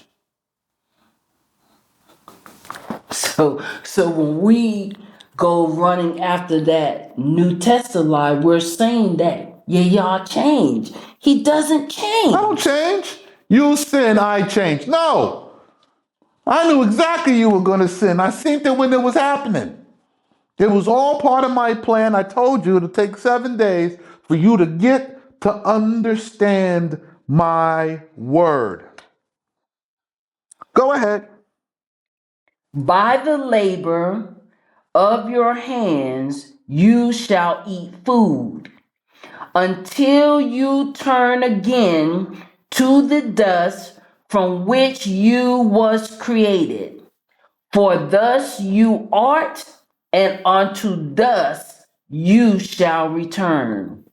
For from the dust it is to be that you ought to arise. All right. So now again, the Most High says, what? I will take from the. He said this before. Yeah, he You did. think I'm okay? You think I'm bugging, but we just read this yesterday. He says, "I will take." I took man from the mountain that I made him. Right? He says, "I took the dust from here, and I took from the four winds." Yes, he did. Right? We read this yesterday. That was just chapter 2. Yes. So you have the whole context of the conversation. It is a very long conversation. It really is. So now the context of the conversation, the Most High is referencing back to where he says, I'll take the dust. So the dust he takes from here, and then he places the man in the garden from the four winds and places them in the Garden of Eden. Well, the mountain of worship, you need to know what that is or where that is, but you don't know.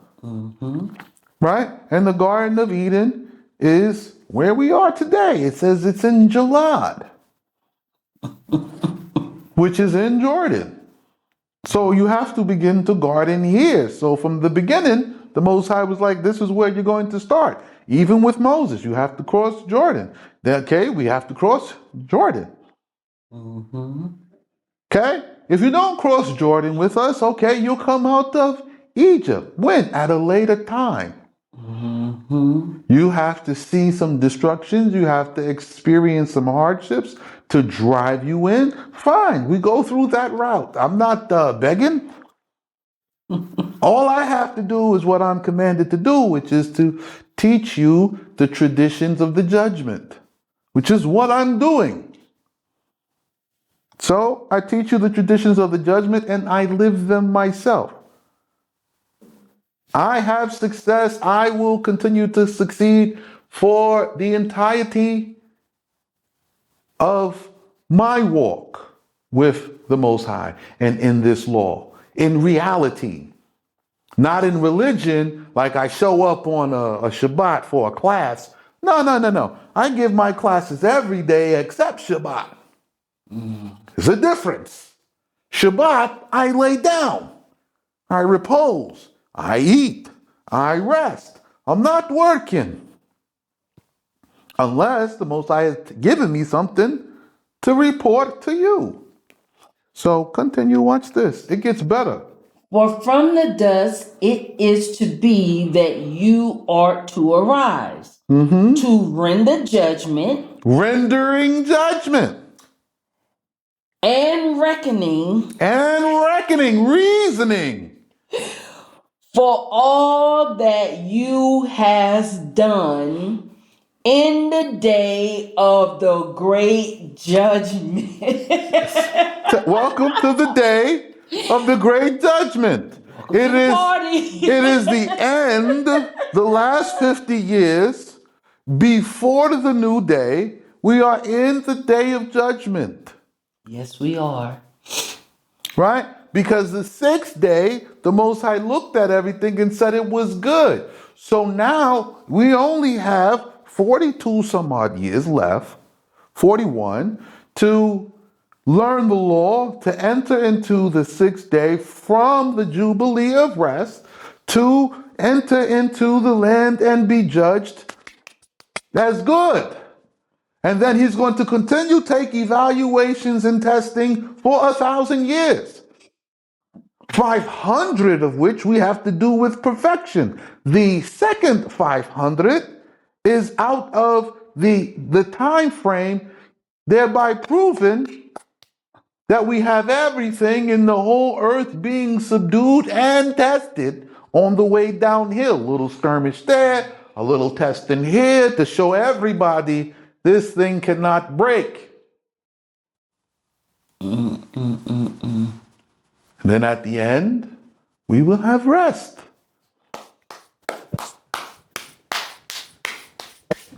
See? He told the end from the beginning. You think I'm telling the story?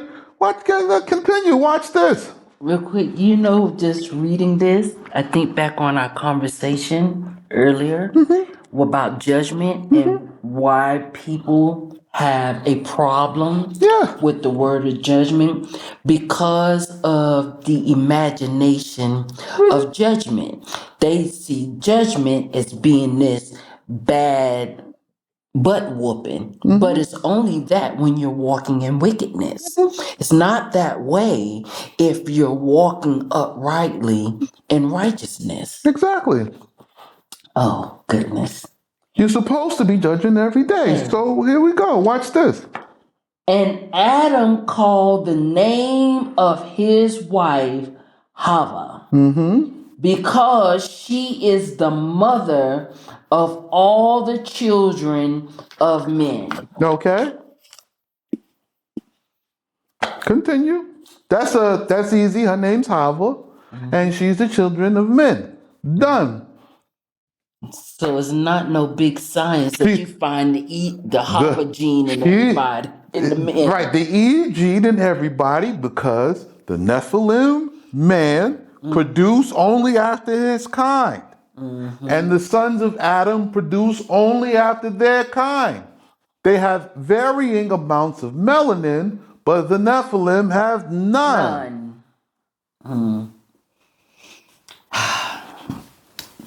And Yah Allah made to Adam and to his wife vestures of honor from the skin of the serpent, which he had cast from him upon the skin of their flesh, instead of that adornment which had been cast away, and he clothed them. Okay, so the one that was cast away is gone. And the one that he made now, after the judgment is finished and rendered, after they have made the finality of the court decision, he corrects their nakedness, like we read in the end of the law, in the benediction, about he made them, he clothed the naked. So feed the hungry, clothe the naked. There's two laws that go for anything in any situation. So now he makes their garments from the serpent skin, and they signify that Adam was not only the king, he was the high priest, and he had the birthright. All the land belonged to him. The redemption. It didn't matter that Adam was small.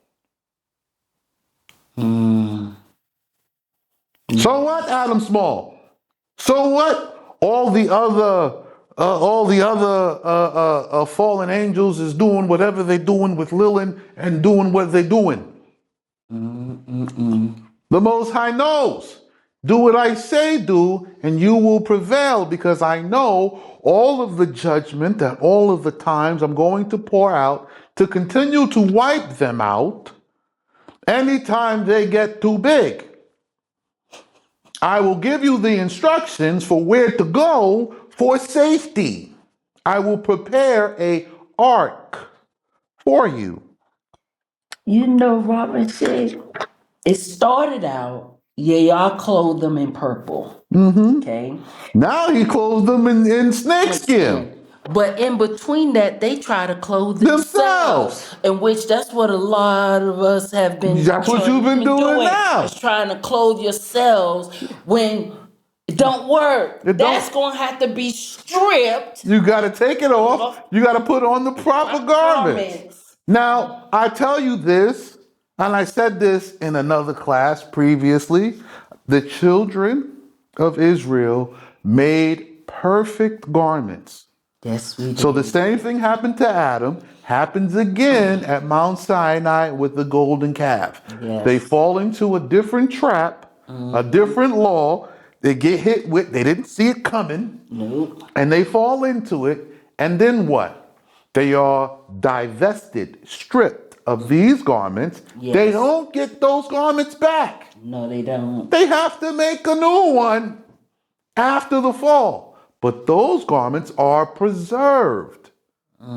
They remained with the Ark of the Covenant and the Tabernacle of Moses for the time of the end. Leviticus chapter 1, verse 1. We can't find the Ark of the Covenant. The Ark of the Covenant. The Ark of the Covenant. You can't find the Ark of the Covenant because it's not for you. It's for us. For the sons. See? So, when we return to the land and we farm the land, guarantee you we find the ark. You have to have everything to protect it.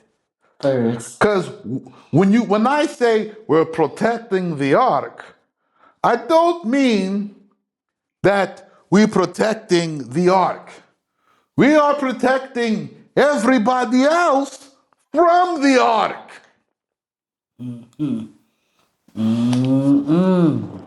What? Judgment. Because the ark must find the people of the Most High doing the law and the judgment to be a blessing to all nations. If the Most High's ark, the presence of the Most High in the earth, finds the earth and the people of the Most High that he chose not doing what he commanded, his judgments and his covenants and everything else, his memra, right? If he finds them not doing, then everything gets destroyed. The sun doesn't come up, the moon fall down, everything.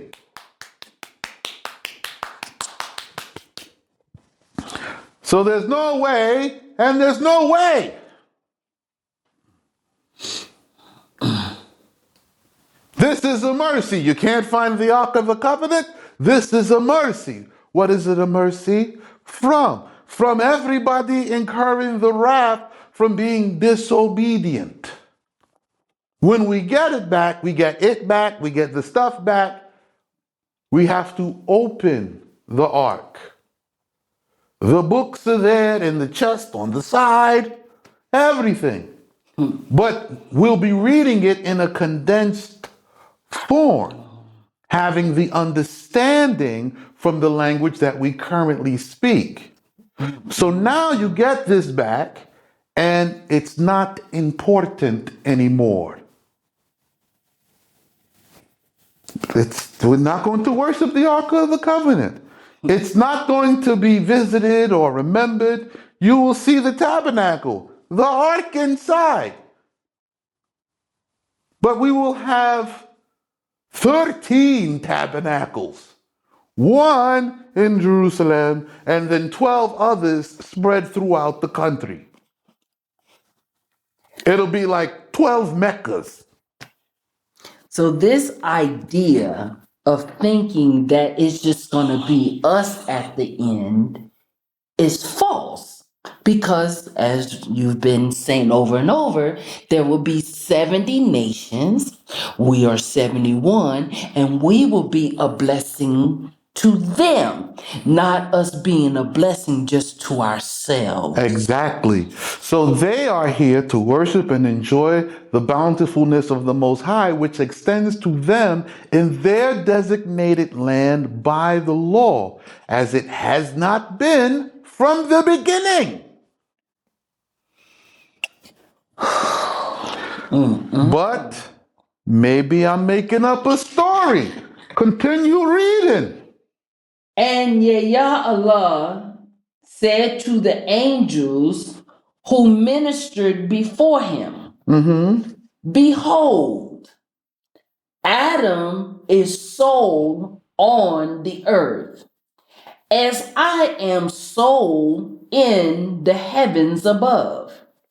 And it will be that they will arise from him who will know to discern between good and evil. Oh, whoa.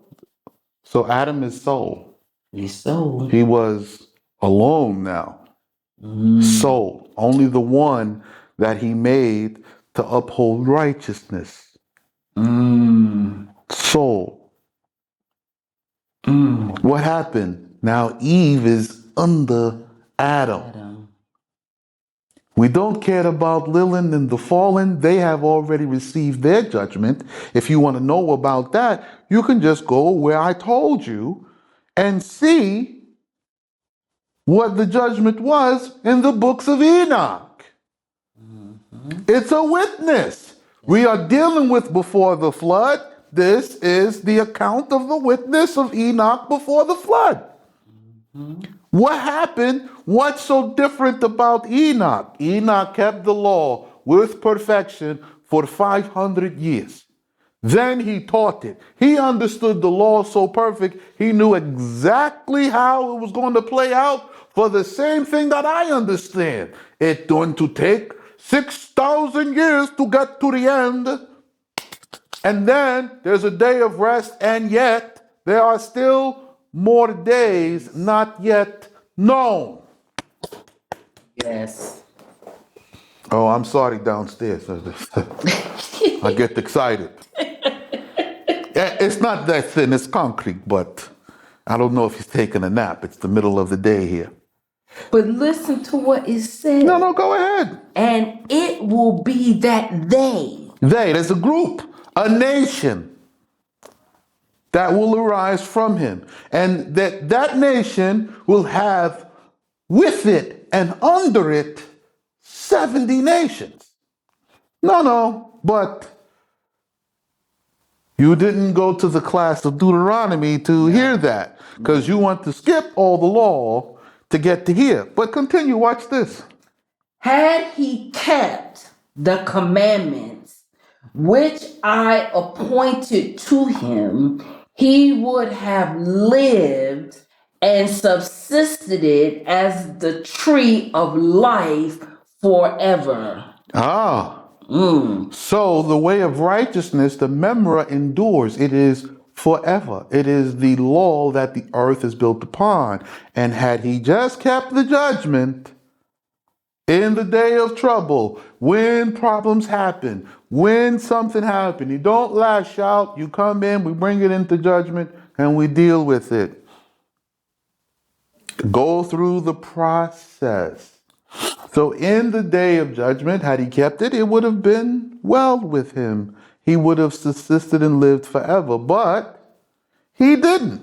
And it's been that way until today, to where all we know is wickedness, and there is no light anywhere except this one little spark. There is this one crazy dude who went to go and live on the Mount of Zion, and then he took up the Abrahamic customs and traditions, and now he is sitting here and he is teaching.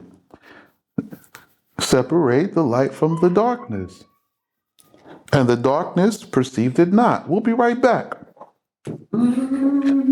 Thanks, sir. Oh, Okay. all right. Excuse me, the word subsisted. Yes. What does that mean, sir? Okay. That's interesting. Let me take a look here. Soul, heavens above, and subsisted. Okay. Maintain or support oneself. Yeah. Self-sustaining. Self-sustaining. See? Yeah. You want to become a self-sustained nation? You have to follow this instruction. You cannot use anything from outside. You have to come here and do what I'm telling you, how I'm telling you. If not, you'll see. You'll see. Don't worry. Do it your way. I will take the remnant and you will understand. So continue reading. Watch this. But now, because he have not kept that which I prescribed. So it was a prescription. This is a prescription. You know, you go to the doctor, you have a prescription.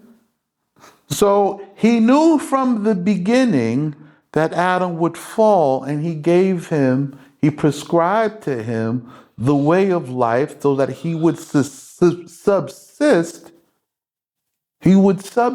on his own, self-sufficient, only coming in for matters of judgment. See? So it was prescribed. And because he did not obey the prescription, now we have to keep it in the time of the end. Okay? So now what happens?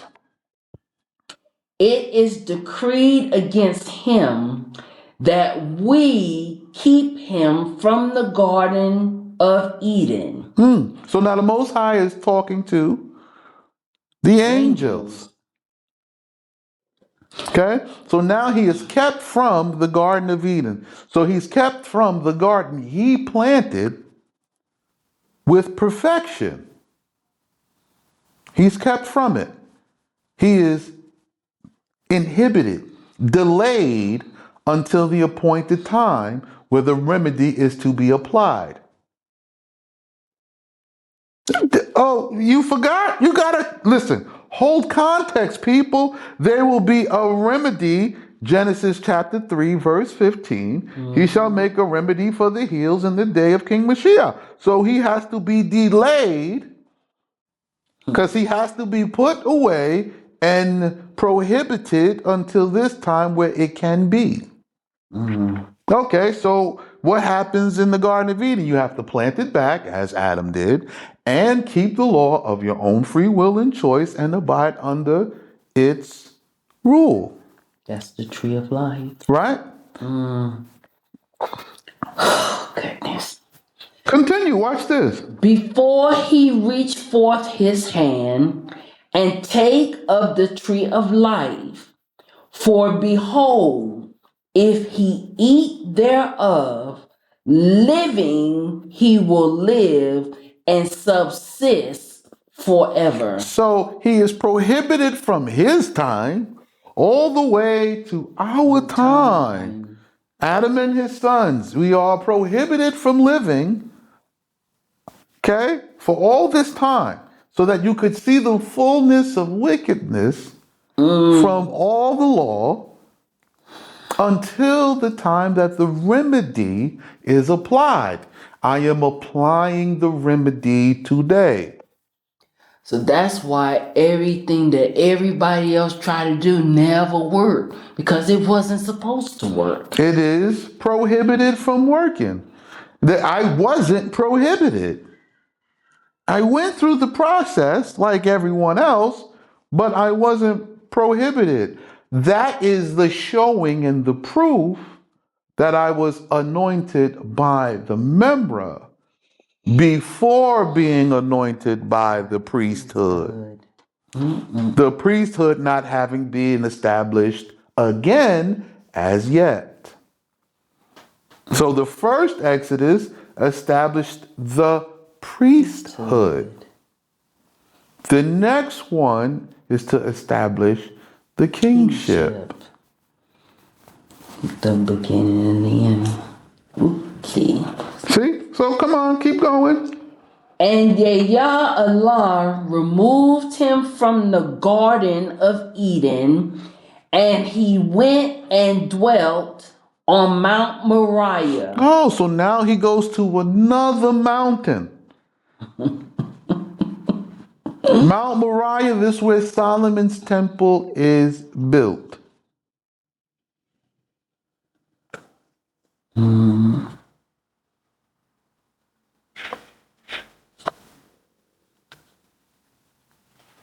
Okay?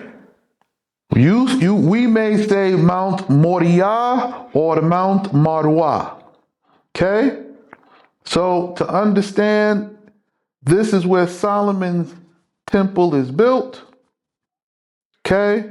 And it is near Nablus in the West Bank. Near here in Jordan. I know exactly where it is. It's real close. Like you can walk from Mount Moriah to the Mount of Olives. And Nablus is where Abraham's. Now, Abraham built Nablus, that is today The West. Hebron, the West Bank. Okay?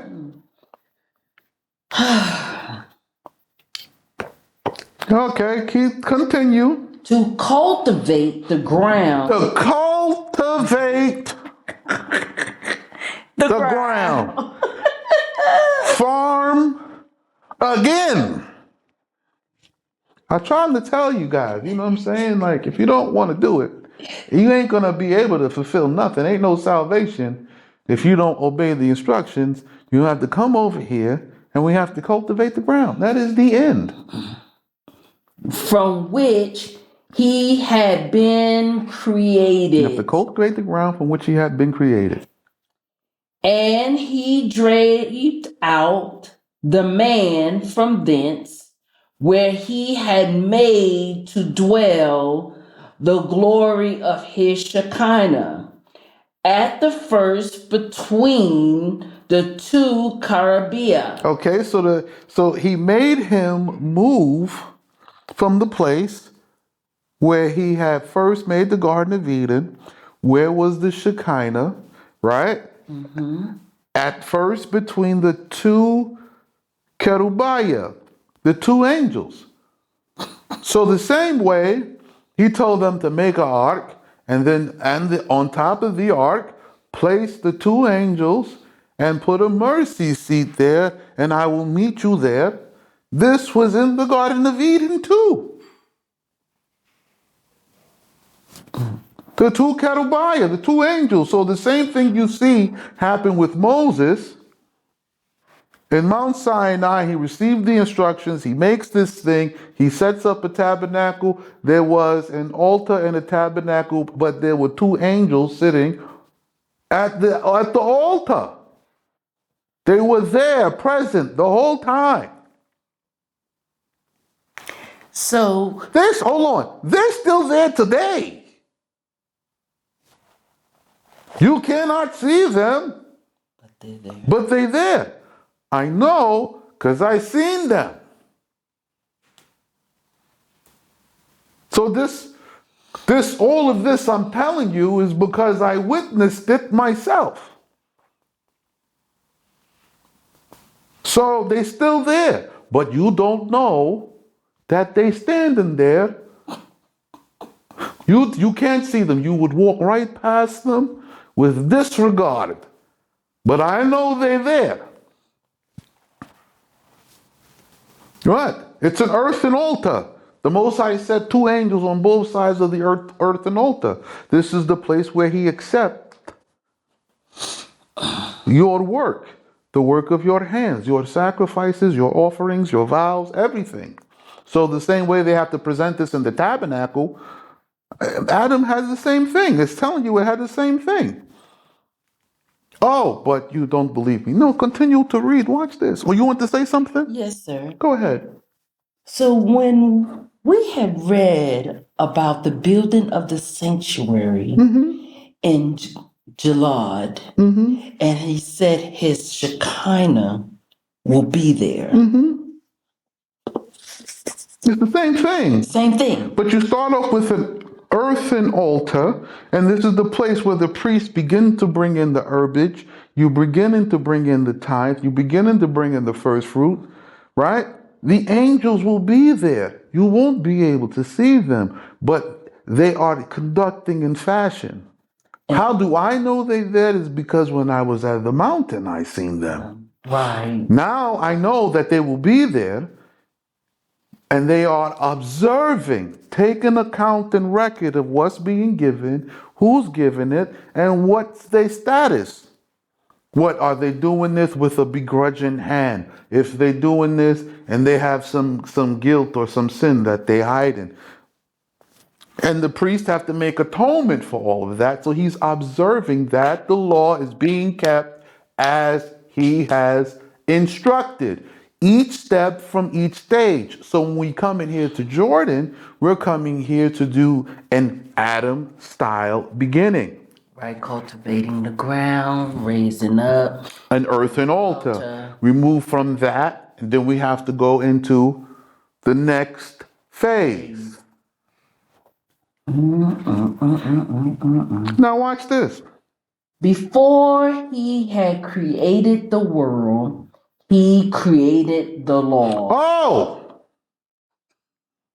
So before he created the world, he created the law. So before we even read about Genesis chapter 1, you have to have read the law, which is why I did the entirety of the Foundations playlist, reading the entirety of the law, gaining the full reasoning and judgment before beginning judgment on Adam and everybody else and what happened from the beginning. So the law is the foundation. It is the beginning and the end.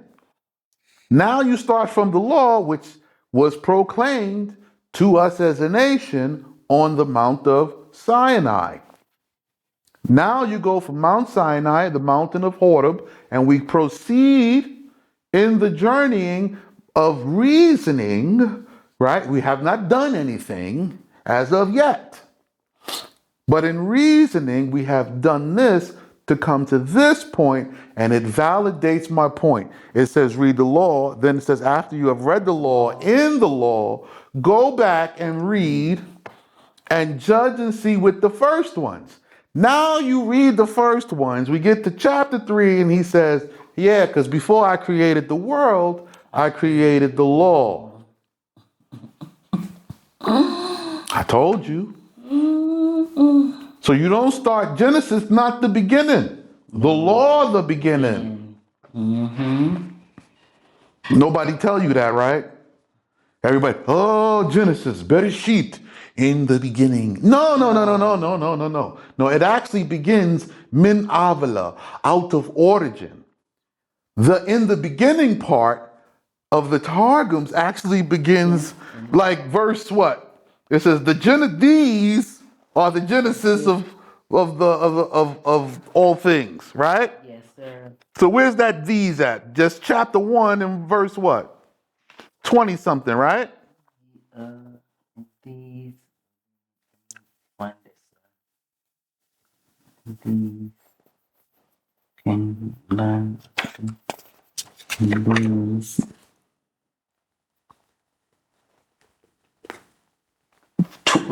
Chapter 2, verse 4. Chapter 2, verse 4 of Genesis. This is the Bereshit. Chapter 2, verse 4. These are the beginnings. In the beginning. Bereshit begin chapter 2, verse 4. See? So you think what I'm teaching you is wrong? No. I'm the bad guy. I have always been made out to be a villain to you people for one reason or another, or to be strange or peculiar. But the law said it would make you a peculiar people in doing things and saying things that are not the way of the Nephilim, whom you live among.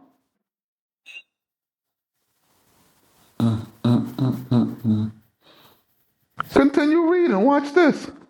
He prepared the Garden of Eden for the righteous. Oh, so the garden is prepared for the righteous, meaning you can dwell in the Garden of Eden so long as you keep my law. Because that's what makes you righteous. So that's what makes you righteous. So you need to know where the Garden of Eden is, right? And how to enter therein. No problem. Let's start. Makes you righteous. That they might eat and delight themselves with the fruit of the tree.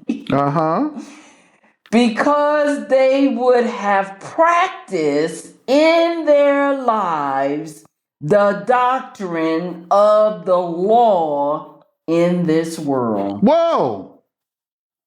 So you get to eat and delight yourself in the Garden of Eden because you are practicing in your life, alive, not in heaven somewhere, not dead and in the ground, right here. The doctrine of the law, the whole law is the doctrine. Deuteronomy 34 to Exodus chapters 19, 20. This the whole doctrine. It is the doctrine of the law. There is no other doctrine. There is nothing else. Anybody telling you that there's this doctrine or that doctrine, they are a liar. Oh, the flea doctrine. Oh, this doctrine. Oh, the Mashiach doctrine. This is a lie. There is only the doctrine of the law. There is one doctrine. So now you know there is one doctrine, one law, and one judgment. One.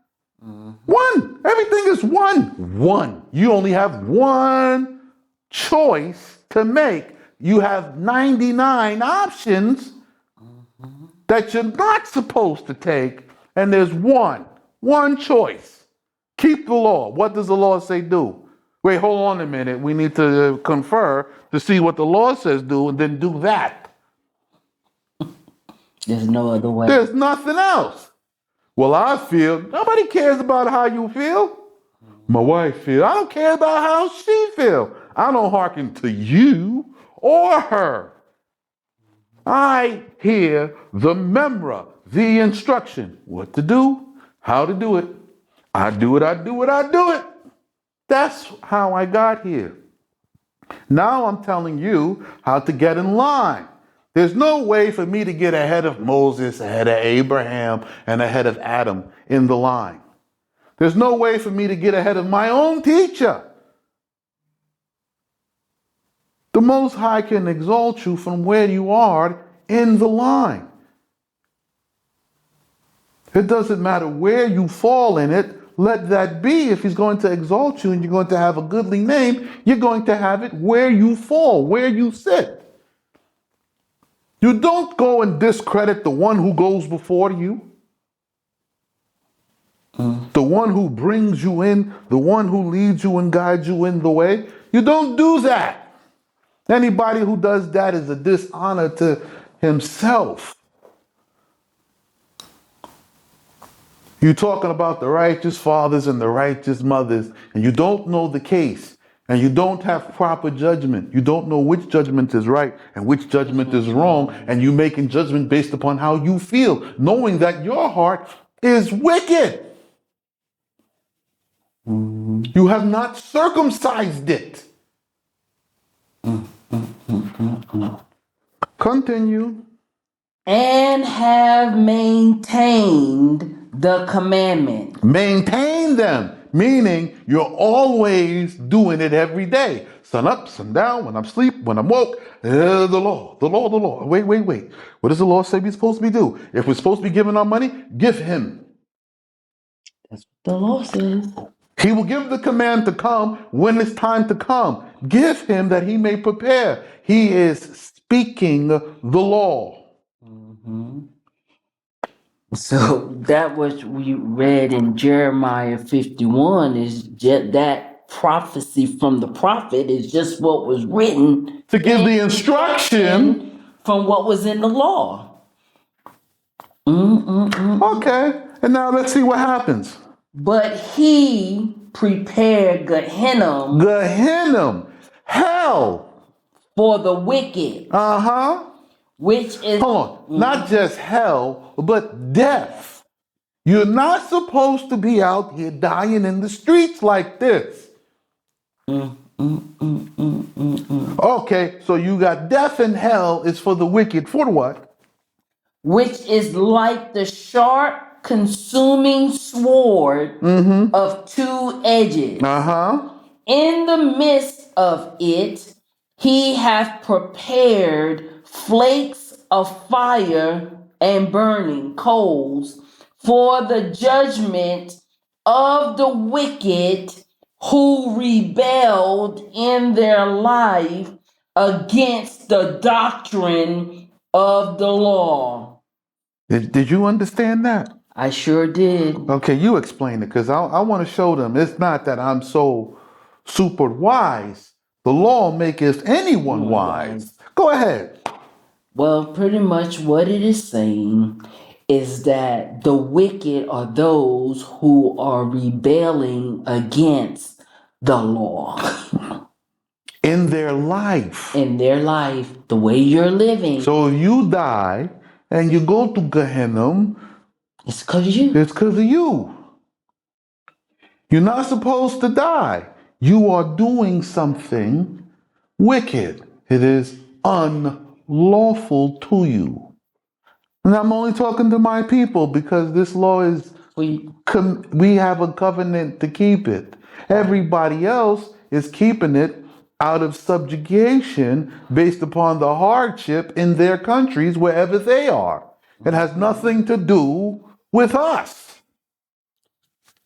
So reading this and hearing this should stop us from pointing our finger at the wicked, because they are wicked. No, don't. It won't stop them because they think because they have the choice to do it that maybe they should. Not good. That's the problem. Just because you have options, my people are made like angels. We don't do well with options. No, we don't. So you have an option and you need to be told which one is good. Now, the one I'm telling you is the right one. You say, but what about this? Wicked, presumptuous, and ignorant, so that you lead yourself to death.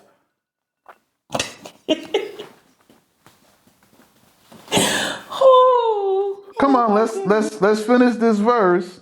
To serve the law is better than to eat of the fruit of the tree of life. The law. The law. So the tree of life is the law. Okay? So to serve it is actually better. It's so in doing it.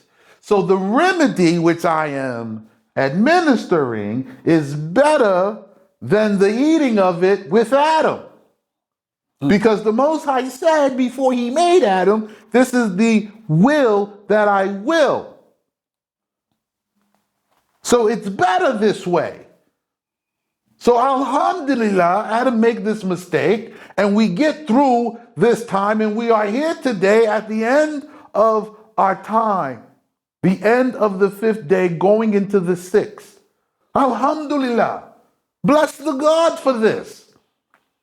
So that we have the opportunity to keep this law. Which the word of Yah prepared. It was prepared from the beginning for this purpose. That man in keeping it might continue and walk in the paths of the way of life in the world to come. See? So we're here at the time of the end to fulfill this for the world to come. So you have to decide on which side of the sword you want to sit. You want to be in front of the angel of death and get cut down by the sword, or you want to be in his shadow, keeping the law? Your choice. One step at a time, one day at a time. One.